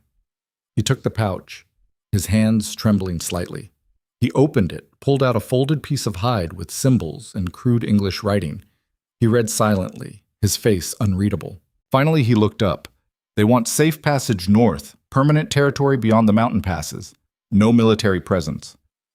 In exchange for an end to hostilities, no more raids, no more bloodshed. And you believe they'll honor that?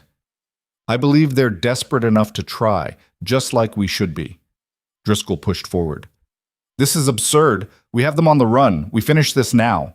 And how many men do you lose in the process? Eliza challenged. How many soldiers die in those mountains? How many families back east get letters saying their sons aren't coming home? That's the price of war. It doesn't have to be. You're a naive child. She's right. Everyone turned to look at Captain Hartwell. He stood there, the terms still in his hand, his face etched with exhaustion and something that looked like surrender. I'm tired, he said quietly. I'm tired of sending boys to die, tired of burning villages, tired of pretending this is glorious. It's not. It's just killing, and I'm done. Captain, Driscoll's voice was dangerous. I'm taking these terms back to command. Let them decide. That's insubordination. Then court-martial me. But I'm not leading these men into a slaughter when there's another option. The two men stared at each other, tension crackling like lightning. Finally, Driscoll stepped back. Fine. Take your terms. See how far they get you. But when command orders us to burn them out anyway, I'll remember this conversation. I'm sure you will. Driscoll turned to the soldiers. Column, about face. We return to the fort. The men looked confused but obeyed, turning their horses. Eliza's father looked at her. You're coming with us. No. Eliza, I can't. They need to know the terms were delivered, that there's a chance. If you go back to them, I can't protect you. Driscoll will push for charges, desertion, treason. They'll send men to find you. I know. His voice broke. I've already lost your mother. I can't lose you too. You're not losing me. I'm choosing a different path. With him. Yes. He looked at her like he was memorizing her face. Then he pulled her into a fierce embrace. I love you, he whispered. No matter what happens, remember that. I love you too, Father.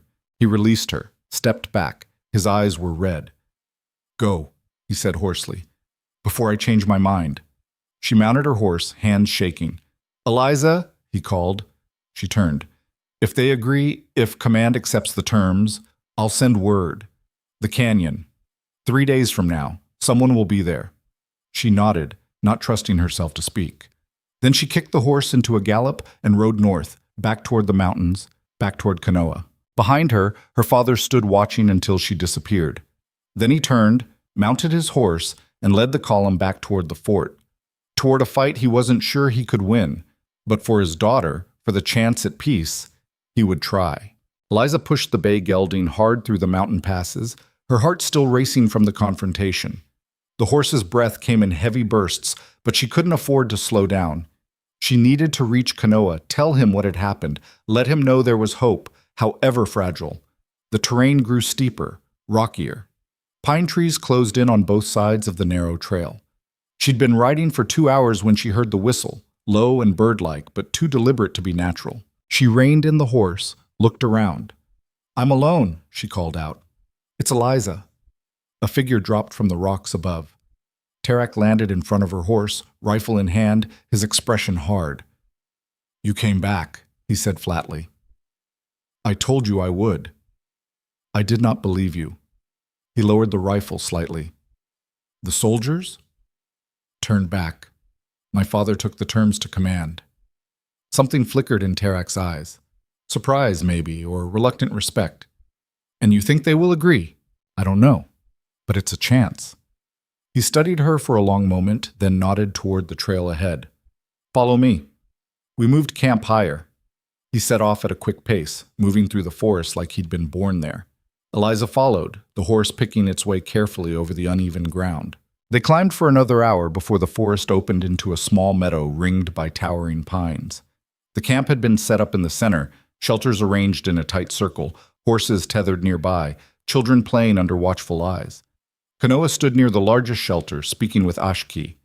He looked up as Eliza rode into the clearing, and the relief that crossed his face was so raw it made her chest ache. He crossed the distance in seconds, reaching up to help her down from the horse. His hands gripped her waist, held her steady as her legs wobbled. "You are alive," he said, his voice rough. "Barely." "What happened?" She told him everything. The confrontation with the column, her father's decision, Driscoll's fury, the promise to send word in 3 days. Kanoa listened without interrupting, his expression growing darker with each detail. When she finished, he was silent for a long moment. "Your father," he said finally, "he let you go." "Yes." "Knowing you would come back here." "Yes." That took courage. Or desperation. Eliza's voice wavered. "I think he's just tired, like all of us." Ashki approached, her sharp eyes taking in every detail of Eliza's appearance. The dust on her clothes, the exhaustion in her face, the way Kanoa still held her like he was afraid she'd disappear. "The terms were delivered?" Ashki asked. "To my father. He's taking them to the territorial command." "And when do we know their answer?"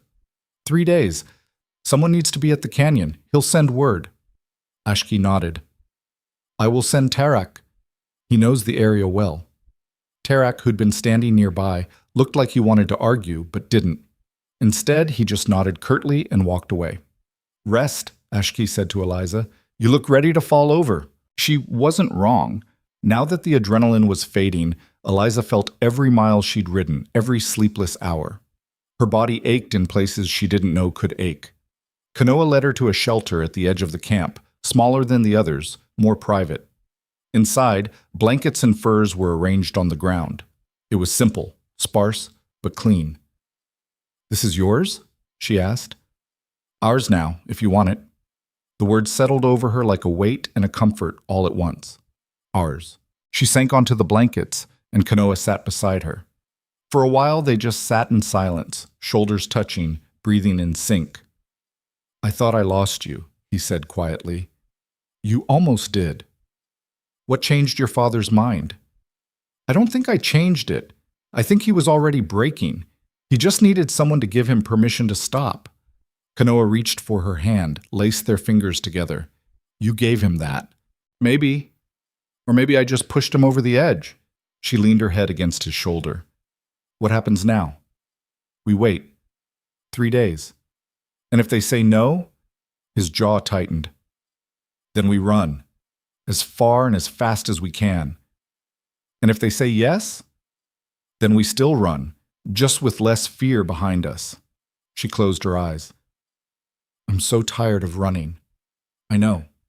I want a home, Kanoa, a real one, where we don't have to look over our shoulders every second, where we can just exist. So do I. His voice was thick with longing. I dream of it sometimes. A place where Ayana could have grown up safe, where you and I could grow old together without watching for soldiers on the horizon. You think that's possible? I do not know, but I want to believe it is. She turned her face into his neck, breathed in the scent of him, smoke and sage and something uniquely his. What if we're wrong? What if there's no place for people like us?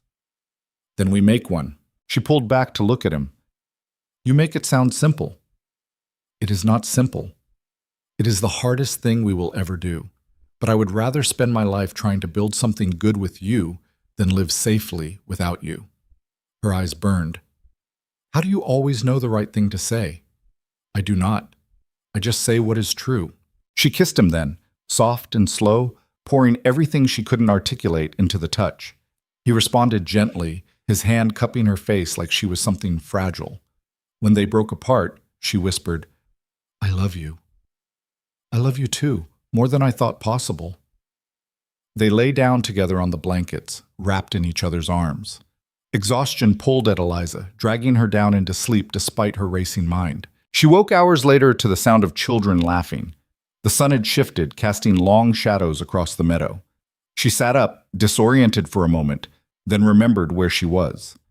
Kanoa was gone, but she could hear his voice outside, speaking in Apache. She stood, stretched, and stepped out of the shelter. The camp had settled into evening routines. Women prepared food over small fires. Men tended to weapons and horses. Children chased each other through the grass, their laughter bright and unburdened. It struck Eliza how normal it all seemed, how human. These weren't monsters or savages. They were families trying to survive in a world that wanted them dead. She spotted Kanoa near the horses, working on repairing a saddle. A small boy, maybe 5 years old, stood beside him, chattering away in Apache. Kanoa responded patiently, showing the boy how to work the leather. The sight made something in Eliza's chest crack open. She'd never allowed herself to imagine a future before, never let herself think beyond the next day, the next crisis. But watching Kanoa with that child, she saw it clearly, what their life could be, what they could build together, if they survived. Ashki appeared beside her, silent as always. You see it now. See what? Why he fights so hard. Why we all do. Ashki gestured toward the camp. This is what we are protecting, not land, not pride. Them. I understand. Do you? Ashki's gaze was sharp. Understanding is not the same as living it. You have seen our camp for a few days. We have lived this our entire lives. Running, hiding, losing people we love. This is not romantic. It is survival. I know it's not romantic. No, you do not. Not yet. Ashki's voice wasn't cruel, just matter of fact. But you will learn, if you stay. I'm staying. Even if it means never seeing your people again, never speaking your language with anyone but Kanoa, never eating the food you grew up with or celebrating the holidays you remember?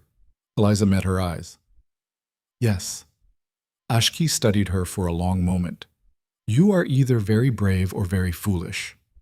Why not both? The corner of Ashki's mouth twitched. You remind me of my sister, Kanoa's mother. She was stubborn too. Married a man from another band against everyone's advice. They said it would never work. She paused. They were happy for 15 years before the soldiers killed them both. I'm sorry. So am I. But they had those 15 years. That is more than many people get. Ashki looked back at the camp. If you and Kanoa have even half that time, you will be lucky. I'll take whatever we can get. Ashki nodded slowly.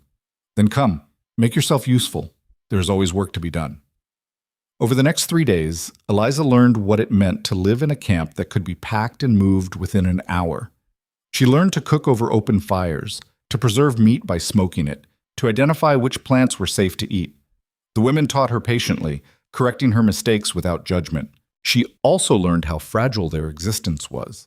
Guards were posted at all times. Fires were kept small. Children were taught from birth to be quiet when strangers approached. Everyone carried weapons, even the elderly. On the second day, a young woman named Nita approached her while she was helping to gather firewood. Nita was maybe 20 with a baby strapped to her back. "You are the white woman," Nita said in halting English. "Yes, I'm Eliza." "Kanoa's woman." Eliza nodded, unsure how to respond. Nita studied her for a moment. "My husband died 2 moons ago. Soldiers shot him while he was hunting. He was not fighting, just hunting deer." Her voice was flat, matter-of-fact. "I do not hate all white people, but I do not trust them either." "I understand." "Do you?" Nita shifted the baby on her back. "My son will grow up without a father because of your people. How do I explain that to him? How do I tell him not to hate?" Eliza's throat tightened. "I don't know. Neither do I." Nita looked toward the mountains. "But if these terms bring peace, my son might live to be a man, so I hope your father is as brave as you say." She walked away before Eliza could respond, leaving her standing there with an armful of wood and a chest full of guilt. That night, Eliza lay beside Kanoa in their shelter, staring at the canvas overhead. "Tell me about your mother," she said quietly. Kanoa shifted beside her. "Why?" "Because I want to know where you came from. What made you who you are?" He was silent for so long she thought he wouldn't answer. Then he began to speak, his voice soft in the darkness. "She was fierce. Even the warriors respected her. When she spoke, people listened." He paused. "She believed in peace, said that fighting would only destroy us. But she also said that if someone threatened her family, she would burn the world down to protect them." "She sounds formidable." "She was. My father loved her for it. He was quieter, more thoughtful, a craftsman. He made the best bows in 3 territories." Kanoa's voice grew rough. "When the soldiers came to our village, he tried to negotiate, offered them food, safe passage, anything they wanted. They shot him in the chest while my mother screamed." Eliza's hand found his in the darkness, held tight. "She fought then," Kanoa continued. "Killed 2 soldiers with my father's knife before they shot her too. I was 13, hiding in the river with Ashki. We heard everything." He took a shaky breath. "That was the day I stopped believing in peace." "And now?" "Now I am trying to believe again, because of you." She rolled onto her side, pressed her forehead against his. "I'm not worth dying for." "Yes, you are. You are worth everything." "Kanoa, I mean it. You saw us as people when no one else would. You risked everything to warn us. You stood between us and your own father's army. If that is not worth fighting for, I do not know what is." Tears slipped down her cheeks. "I'm just one person. I can't change the world. You changed mine. That is enough." They held each other in the darkness, 2 people carrying more weight than should be possible, refusing to let go. On the morning of the 3rd day, Tarak left for the canyon before dawn. Everyone in camp was tense, barely speaking, moving through their routines with distracted efficiency. Eliza couldn't eat, couldn't sit still. She paced the edge of the camp until Kanoa gently took her arm and led her to sit beside him. "He will return," Kanoa said. "What if there's no word? What if my father couldn't convince them?"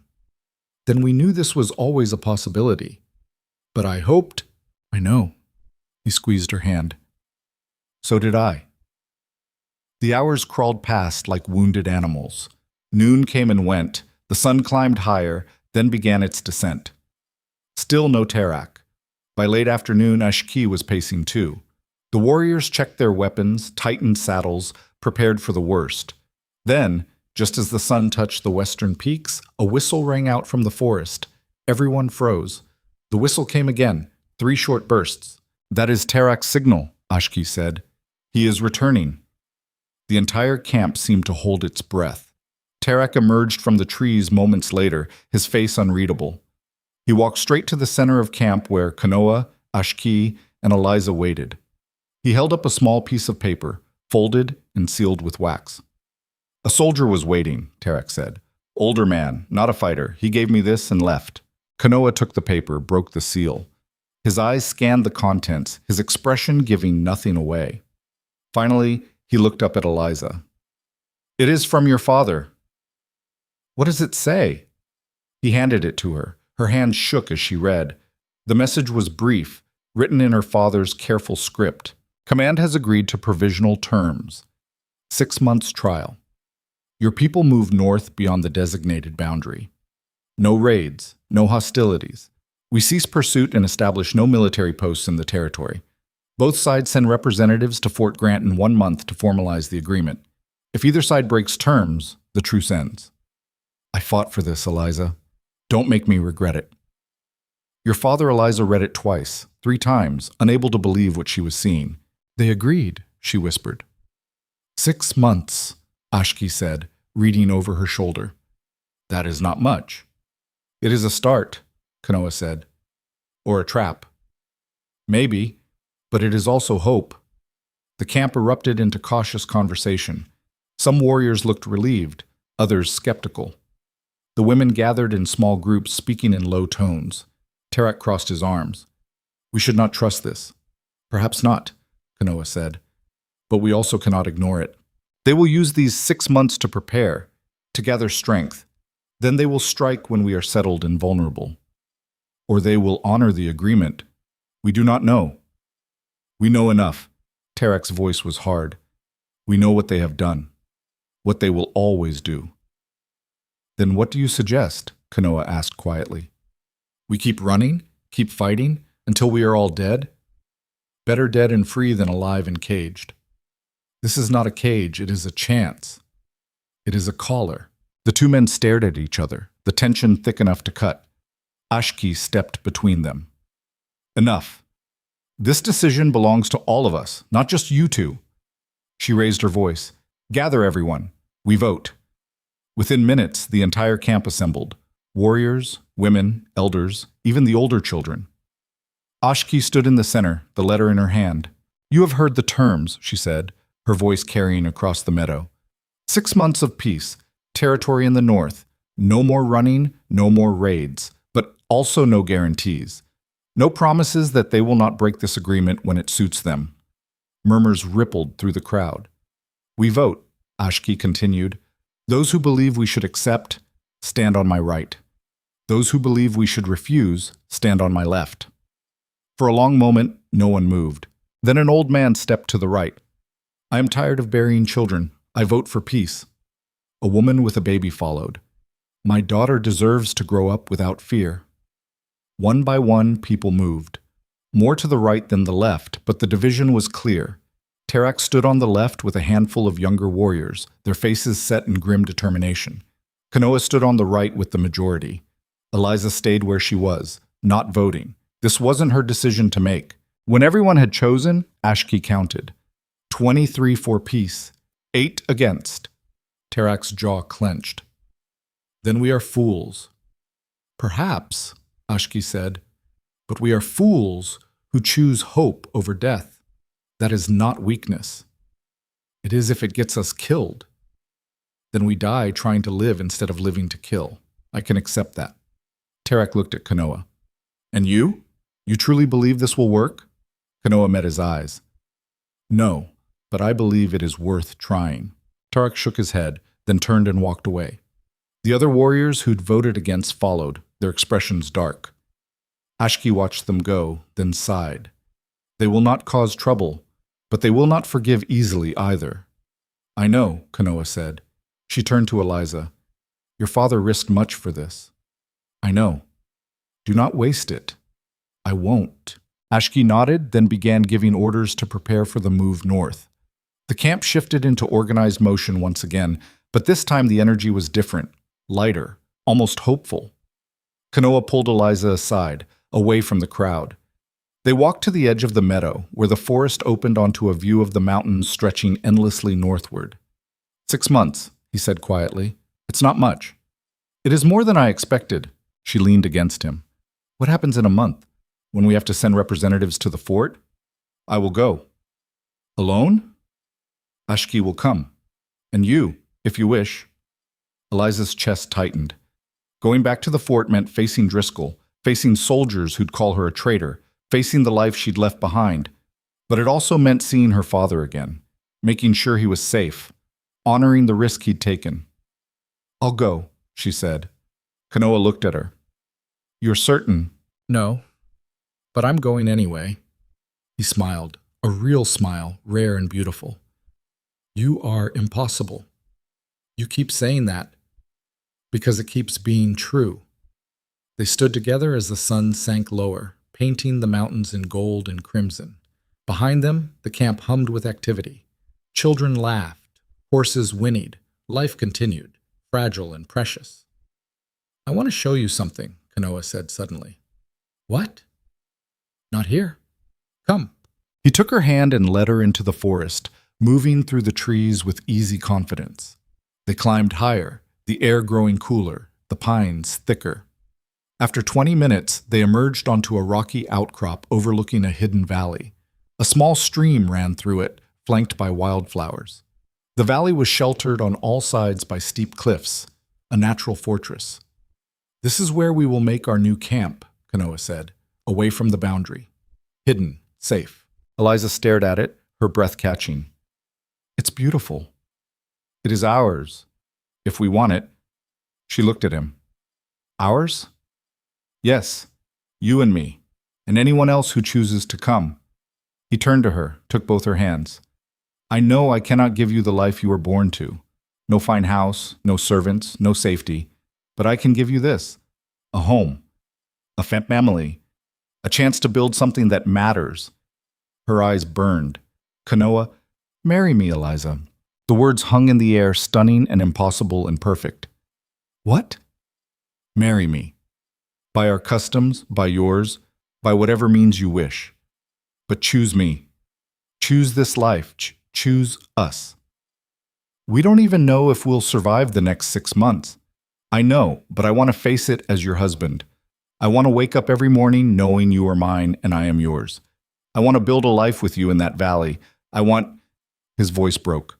I want everything, Eliza. With you. Tears streamed down her face. You're insane.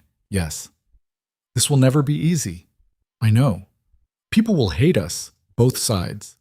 I know that too. And you still want this? He cupped her face in his hands, his eyes fierce and tender.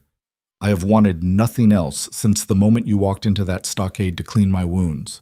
You are the bravest, most stubborn, most beautiful person I have ever known, and I will love you until my last breath. So yes, Eliza Hartwell, I want this. I want you. Always. She couldn't speak, could barely breathe, so she just nodded over and over while tears poured down her face. Is that a yes?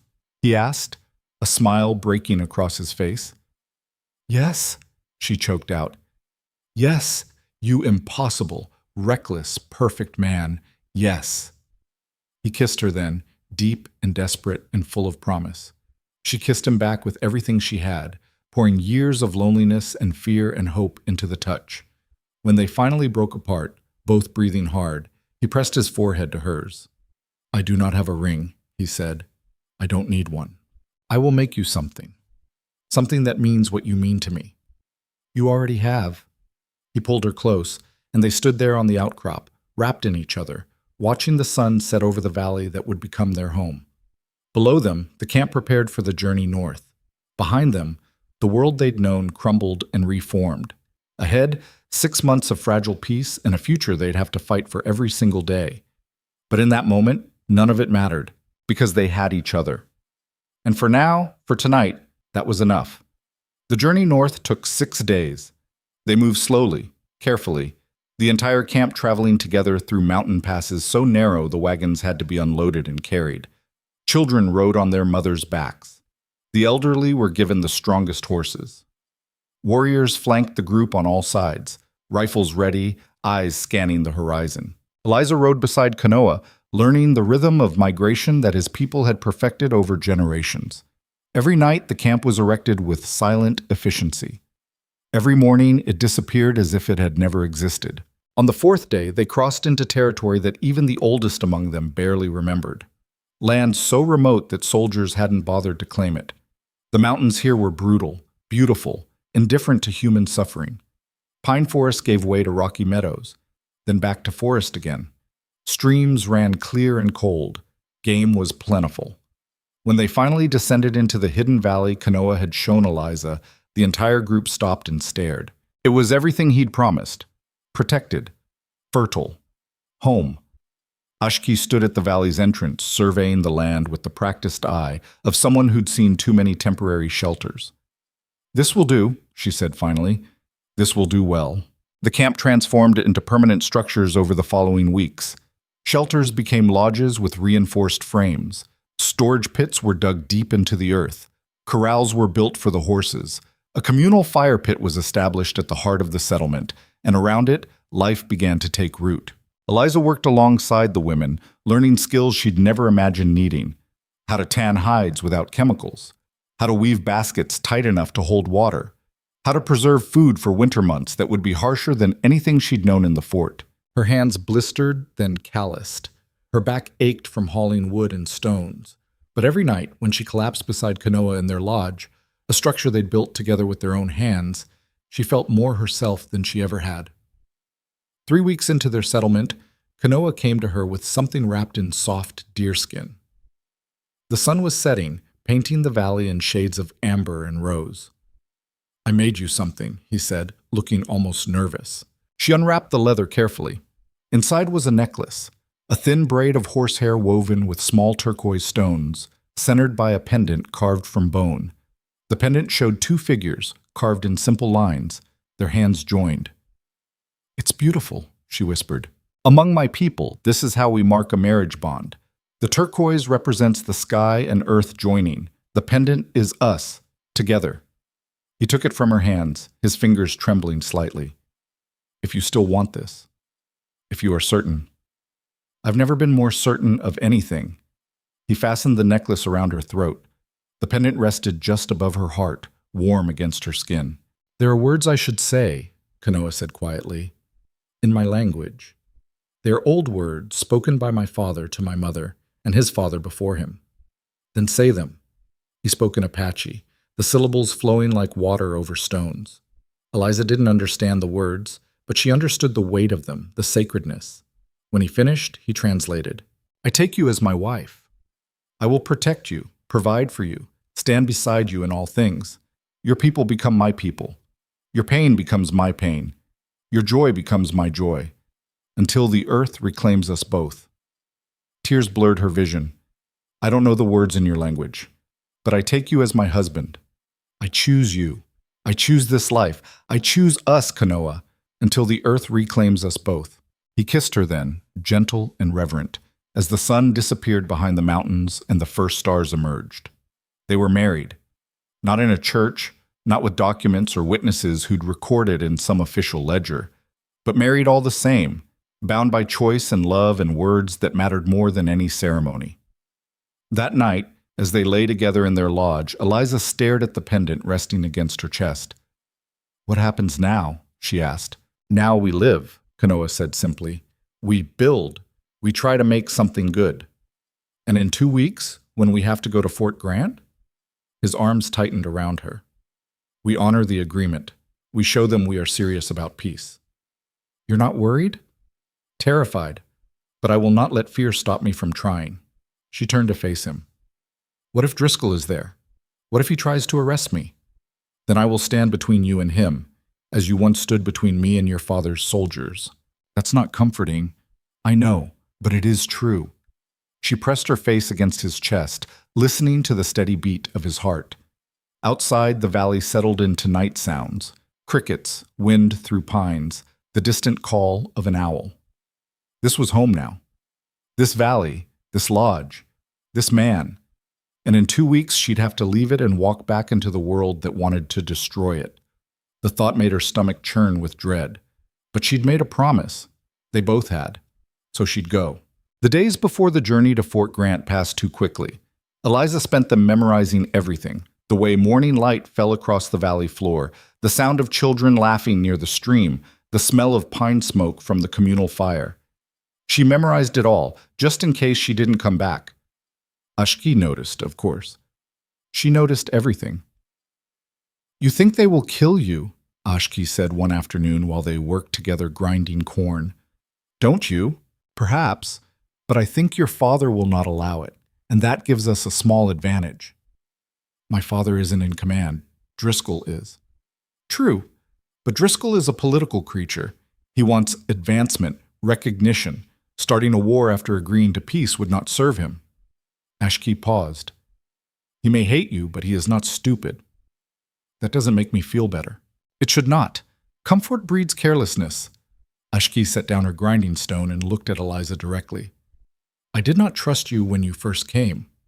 I thought you were naive, foolish, a danger to my nephew. And now?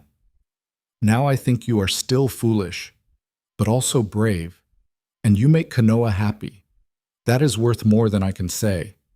She reached out, placed a weathered hand on Eliza's shoulder. You are family now. That means we protect you. All of us. Eliza's throat tightened. Thank you. Do not thank me yet. Wait until we survive this meeting. On the morning they were set to leave, the entire camp gathered to see them off. Kanoa, Ashki, and Eliza would make the journey, along with 2 warriors, older men, chosen for their diplomacy rather than their fighting prowess. Tarak appeared as they were mounting their horses. He'd kept his distance since the vote, his disapproval clear in every look and gesture, but now he approached Kanoa directly. I still think this is a mistake, Tarak said. I know, but you are my brother, in blood if not in birth. So I ask you to be careful. He glanced at Eliza. Both of you. We will, Kanoa said. Tarak nodded once, then stepped back. They rode out of the valley as the sun climbed higher, leaving behind the home they'd worked so hard to build. The journey to Fort Grant would take 3 days. 3 days to prepare themselves for whatever waited. They traveled in silence mostly, conserving energy, staying alert. At night, they made cold camps with no fires. Guards rotated through the watch. No one slept deeply. On the second night, as they huddled under blankets beneath a rocky overhang, Ashki spoke quietly. When we arrive, let me speak first, she said. I am elder. It shows respect. And if they refuse to speak with you, Eliza asked, then you speak. You are the bridge between our worlds, whether you want to be or not. I don't know what to say. You will find the words when they are needed. You always do. Eliza wasn't so sure, but she didn't argue. Kanoa sat beside her, sharpening his knife with slow, methodical strokes. The sound was oddly soothing. Do you ever regret it? She asked quietly. Choosing this? Choosing me? He looked at her, the firelight catching in his dark eyes. Never. Even knowing what it's cost you? It has cost me nothing I was not willing to give. He set down the knife, took her hand. Before you, I was half alive, going through motions, waiting to die in some meaningless skirmish. You gave me a reason to live. How could I regret that? You could have had an easier life. I do not want easy. I want real. And this, you, me, what we are building, this is the most real thing I have ever had. She leaned against him, drawing strength from his steadiness. The third day dawned gray and cold. They broke camp before sunrise and rode hard, reaching Fort Grant by late afternoon. The fort was larger than Fort Breckenridge, more established. Stone buildings instead of wood. A proper parade ground. Guard towers at each corner. American flags snapping in the wind. Eliza's stomach twisted as they approached the main gate. The guards recognized her immediately. She saw it in their faces. Shock, disgust, curiosity. One of them disappeared inside, likely to alert the commander. They waited outside the gate, exposed and vulnerable, while soldiers gathered on the walls above them. Rifles appeared. Fingers rested on triggers. Steady, Ashki murmured. Finally, the gate opened. A lieutenant emerged, young, nervous, clearly uncomfortable. Commander Stiles will see you. You may bring 3 people. The rest wait here. That is acceptable, Ashki said calmly.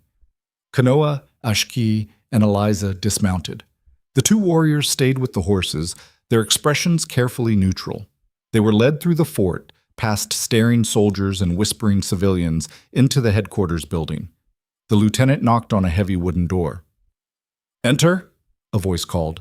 The office was utilitarian. Maps on the walls, a desk covered in papers, the American flag in the corner. Behind the desk sat a man in his 50s, gray-haired and stern-faced, Commander Stiles, and standing beside him was Eliza's father. Their eyes met across the room. His face showed relief, grief, and something that might have been pride, all tangled together. Miss Hartwell, Commander Stiles said, his tone carefully neutral. Or should I say, Mrs. He glanced at Kanoa. Eliza is fine, she said. Very well. Please, sit. There were 3 chairs arranged in front of the desk. They sat. Eliza's father remained standing, his hand resting on his sidearm, not threatening, just present. Stiles folded his hands on the desk. I'll be direct. I don't like this agreement. I think it's a mistake. But I follow orders, and my orders are to give this peace a chance. His eyes moved to Ashki. You're the elder? I am Ashki. I speak for my people in this matter. Then speak. Tell me why I should believe you'll honor these terms. Ashki's expression didn't change. Because we are tired of dying. Because we want our children to grow up knowing something other than war. Because peace serves us better than conflict. She paused. The same reasons should apply to you. We're not the ones who started this war. Neither were we. Your people came to our land, took what was not theirs, killed those who resisted. We defended ourselves. That is not starting a war. That is surviving one. Stiles' jaw tightened. That's a matter of perspective. Yes, it is. And until both sides are willing to see the other's perspective, there will never be peace. Ashki leaned forward slightly. But I did not come here to argue history. I came to discuss the future. We have moved north, as agreed. We have ceased all raids. We ask only to be left alone to live as we choose. And what guarantee do we have that you won't resume hostilities the moment it suits you? The same guarantee we have that you will not attack us in our sleep. None. Ashki's voice was hard. This is what trust looks like, Commander.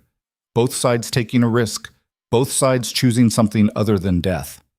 Stiles studied her for a long moment. Then he turned to Kanoa. You're the one they called the ghost. The one who killed 20 of my men. 32, Kanoa said quietly. In 3 years of war. I do not deny it. I do not apologize for it. They were trying to kill me and my people. I did what I had to do. And now you want me to shake your hand and call you a friend? No. I want you to acknowledge that we are both soldiers who followed our conscience, that neither of us is a monster, that we both have people we are trying to protect. Kanoa's voice remained calm. You do not have to like me, Commander, but you do need to decide if you want to keep fighting a war that serves no one or try something different. Stiles' expression was unreadable. He turned to Eliza. And you, Miss Hartwell, you deserted your people, your family, your country for him. Yes, Eliza said simply. Why? Because he saw me when no one else did. Because his people showed me more humanity than my own. Because love doesn't ask permission or check what's acceptable. She met his eyes. And because this war is wrong. It's always been wrong. We took their land, destroyed their way of life, and called it progress. I couldn't be part of that anymore. So you became a traitor. If loving someone different from me makes me a traitor, then yes, I'm a traitor. Her voice didn't waver. But I don't think it does. I think it makes me human. Silence filled the room. Eliza's father shifted slightly, and she caught the smallest nod of approval. Commander Stiles sat back in his chair. I could have you arrested, tried for desertion, treason, sedition, hanged within a week. I know. But your father has made a compelling case that doing so would violate the spirit of this agreement. That you acted as an emissary, not a deserter. That your actions, however questionable, led to this peace. He paused. I don't agree with him. But I'm willing to overlook your crimes in the interest of maintaining the truce. Eliza's chest loosened slightly. Thank you. Don't thank me. If you set foot on military land again, that amnesty ends. Clear? Clear. Stiles turned back to Ashki. 6 months. You have 6 months to prove this can work. If there is a single raid, a single attack, a single theft attributed to your people, this agreement ends and we come for you with everything we have. Understood? Understood, Ashki said. And if your soldiers cross the boundary or attack our people, we reserve the right to defend ourselves. Agreed? Stiles hesitated, then nodded. Agreed. Then we have terms. Ashki stood. We will meet again in 3 months to discuss progress. Agreed. They shook hands, a strange, formal gesture that felt both important and insufficient. As they turned to leave, Eliza's father spoke for the first time. "Eliza, a moment." She stopped. Kanoa looked at her questioningly, but she nodded. "It's all right. I'll meet you outside." He and Ashki left, the door closing behind them. Eliza and her father stood facing each other across the office. Commander Stiles made himself busy with papers, giving them the illusion of privacy. "You look different," her father said quietly. "I am different." "Happier?" "Yes." He nodded slowly. "I won't pretend to understand this. What you've done, what you've chosen. It goes against everything I was taught, everything I believed. I know.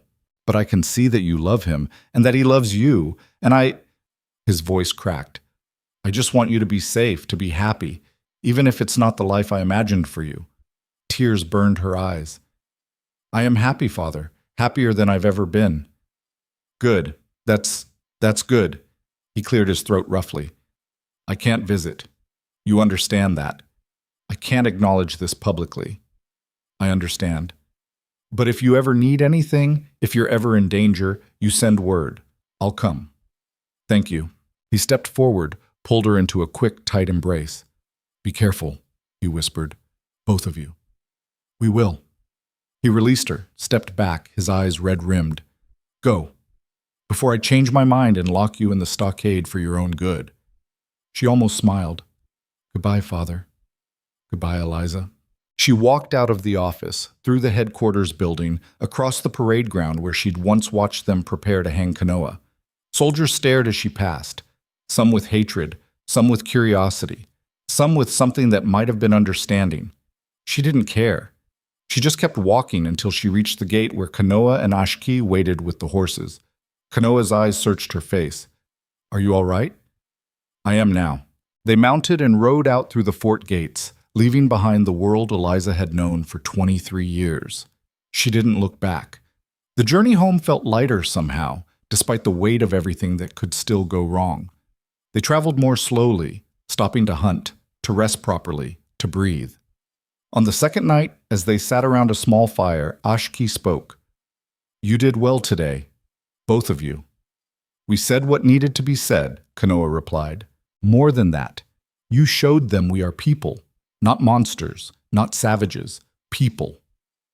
Ashki stared into the flames. "That is the hardest thing to do, to be seen as human by those who need you to be less." "Do you think it will work?" Eliza asked. "The truce?" "I think we have a chance, which is more than we had before." Ashki looked at her. "You gave us that chance, you and your stubborn heart."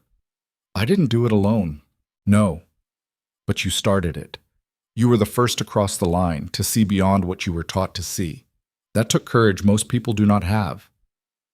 Eliza shook her head. "I just fell in love. That's not courage." "It is when loving someone means losing everything else," Ashki said quietly. "Love is always an act of courage, even more so when the world tells you it is wrong." They sat in silence for a while, watching the fire burn down to embers. When they finally reached the valley 3 days later, the entire camp came out to greet them. Children ran forward, laughing and shouting. Women embraced Ashki. Warriors clasped Kanoa's arm. Tarak approached more slowly. "Well?" "6 months," Kanoa said. "We have 6 months to prove peace is possible." Tarak's expression was skeptical. "And then?" "And then we see. But for now, we have hope." Tarak nodded slowly. "Hope is dangerous." "So is despair," Kanoa replied. "I would rather live with one than die with the other." Life in the valley settled into something resembling normalcy over the following months. The truce held, fragile but real. No raids, no attacks, no soldiers crossing the boundary line. Eliza found her place among the community. She learned to speak Apache haltingly at first, then with growing confidence. She worked alongside the women, healing the sick with remedies that combined what she'd learned in the fort with what Ashki taught her about traditional medicine. Nita, the young widow, became something like a friend. She taught Eliza how to make moccasins, how to tan hides properly, how to sing the lullabies that calmed crying babies. "You are one of us now," Nita said one afternoon while they worked.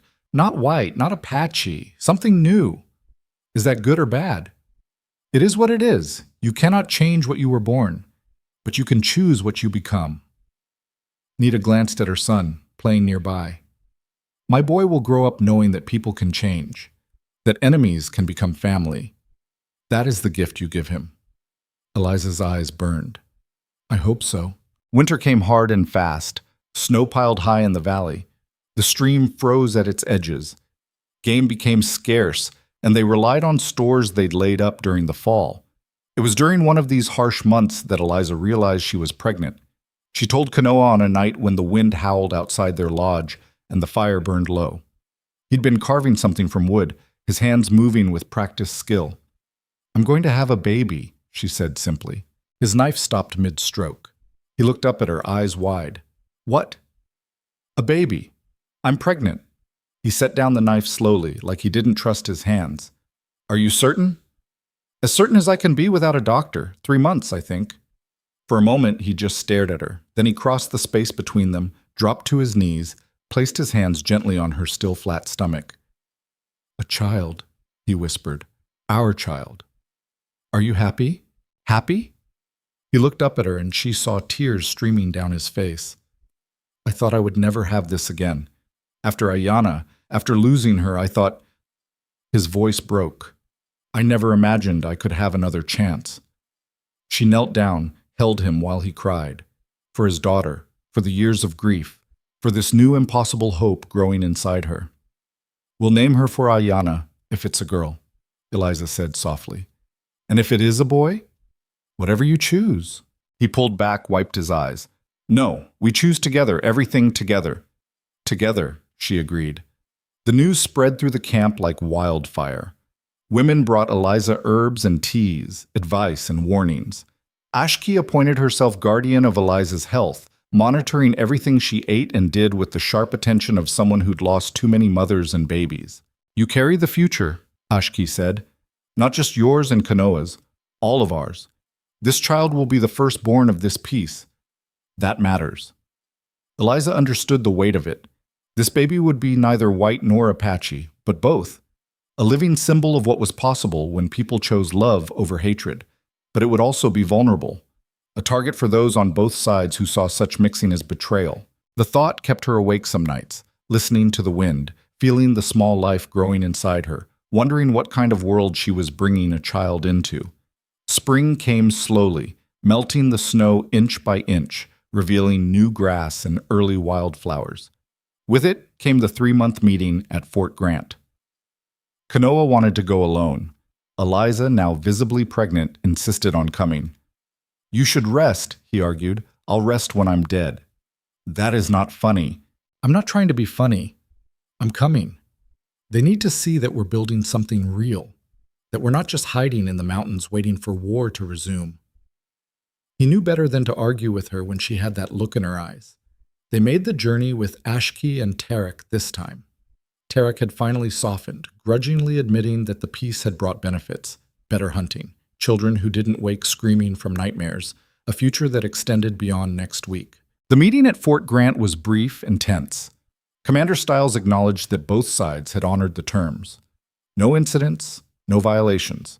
The truce would continue. Eliza's father was there again. He looked older, more worn, but when he saw her pregnant belly, something in his face cracked open. When? He asked quietly after the official business concluded. Late summer. You're healthy? Very. He nodded, looked at Kanoa. You're taking care of her. With my life. Good. Her father paused, then reached into his coat and pulled out a small bundle. This was your mother's. I want your child to have it. Eliza unwrapped the cloth. Inside was a silver locket on a delicate chain. She opened it. Inside were 2 tiny portraits, her mother and father on their wedding day.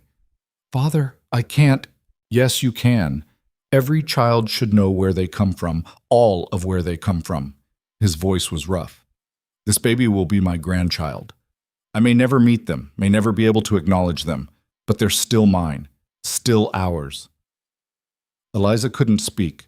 She just stepped forward and hugged him tightly.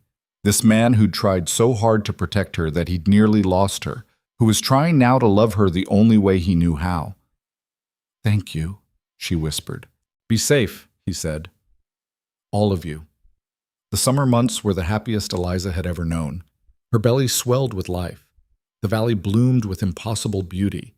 Kanoa became increasingly protective, hovering over her with endearing nervousness. "I am not made of glass," she told him for the 100th time.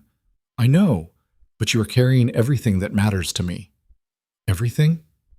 "Everything," he confirmed, kissing her forehead.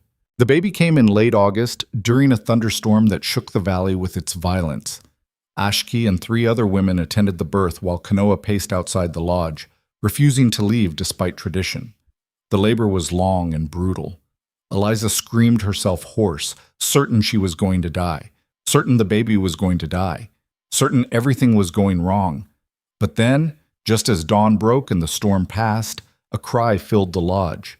A baby. Her baby. Ashki cleaned the infant, wrapped it in soft deerskin, and placed it in Eliza's arms. "A girl," Ashki said, smiling, "strong and healthy." Eliza stared at the tiny face, the shock of dark hair, the perfect fingers curled into fists. She was the most beautiful thing Eliza had ever seen. Kanoa burst into the lodge, propriety forgotten, and dropped to his knees beside them. "A daughter," Eliza said, her voice hoarse and wonderful. He reached out with one finger, touched the baby's cheek with infinite gentleness. "She is perfect.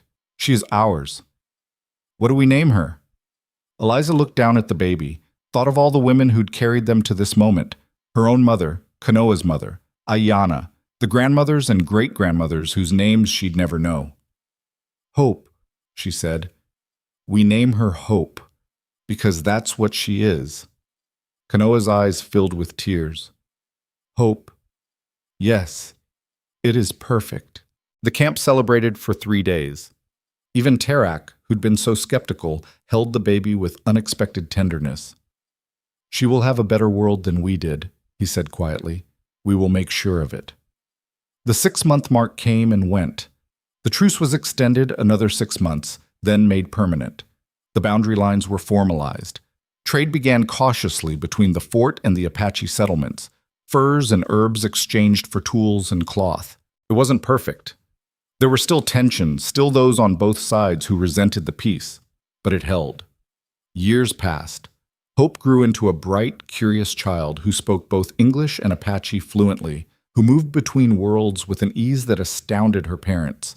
She had her father's eyes and her mother's stubborn streak. 2 more children followed, a boy they named James, for Eliza's father, and another girl, Sarah. The valley became a true community. More people joined them, Apache from other bands who were tired of fighting, even a few white traders and trappers who'd married into the tribe. It became a place where mixed families could exist, where children of different backgrounds played together without understanding why anyone thought that should matter. Eliza's father visited once, secretly, when Hope was 5. He rode into the valley under cover of darkness, met his grandchildren for the first and only time, and left before dawn with tears in his eyes. "You did it," he told Eliza. "You built something impossible." "We built it together," she corrected. "All of us." On Hope's 10th birthday, Eliza stood with Kanoa on the outcrop overlooking the valley, watching their children play below. "Do you ever regret it?" Kanoa asked. The same question she'd asked him all those years ago. "Never," she said, and meant it completely. "Not even when it was hard?" "Especially not then. The hard parts proved it mattered." She leaned against him. "We chose each other when the world said we shouldn't. We chose love over loyalty, truth over tribe. And look what it created." Below them, Hope chased her brother through the grass while Sarah toddled after them. Mixed families gathered around fires. Children of every shade played together. The valley hummed with life and laughter. "I think about Ayana sometimes," Kanoa said quietly. "I wish she could have known this. Known hope." "She does," Eliza said. "Somewhere, somehow, she knows. And she's proud of you." "Of us," Kanoa corrected, echoing her words from years ago. They stood in silence, watching the sun set over their impossible, beautiful, hard-won home. Eliza thought about the girl she'd been. Invisible, lonely, desperate for purpose. She thought about the moment she'd chosen to see a prisoner as a person, to risk everything for a stranger who'd become her world. She thought about all the people who said it was impossible, that love couldn't bridge that kind of divide, that some lines weren't meant to be crossed. They'd been wrong. Because here was the truth she'd learned in the years since that first night in the stockade. Love isn't smooth or easy or perfect. It's stubborn and difficult and requires daily choice. It means carrying each other's pain, fighting each other's battles, building something together from nothing. It means being brave enough to cross lines that others draw, to see humanity where others see enemies, to choose connection over comfort every single day. And it's worth it. Every sacrifice, every struggle, every moment of doubt, worth it for this. For a family that shouldn't exist, for a community built on hope instead of hatred, for children who will grow up knowing that the world can be different than what they were told. "What are you thinking?" Kanoa asked, reading her expression. "That we got lucky," Eliza said. "That we found each other in the middle of a war and somehow survived it. That our children get to grow up in peace because we were too stubborn to accept that war was the only option. And that I would do it all again, every hard part, every scary part, every impossible part, because it led here, to you, to them, to this." He pulled her closer. "I love you, Eliza Hartwell. I love you too, Kanoa." She smiled. "My impossible, stubborn, perfect husband. Not perfect. No, but perfect for me." As the stars emerged one by one, they walked back down to the valley together, hand in hand, toward the fire and the children and the life they'd built from choice and courage. And if sometimes the world outside their valley still raged with war and hatred, if sometimes the peace felt fragile enough to shatter, they held on to each other and remembered. Some bridges are worth building, even when everyone says it can't be done. Especially then. Because the boldest choice, the one that changes everything, is almost always the one that looks impossible until someone is brave enough to try. They'd tried. And they'd built something that would outlast them both. A legacy of courage. A testament to love. A future where walls could become bridges. Where enemies could become family. Where two people from opposite sides of an impossible divide could choose each other and change the world. One stubborn, beautiful, imperfect choice at a time.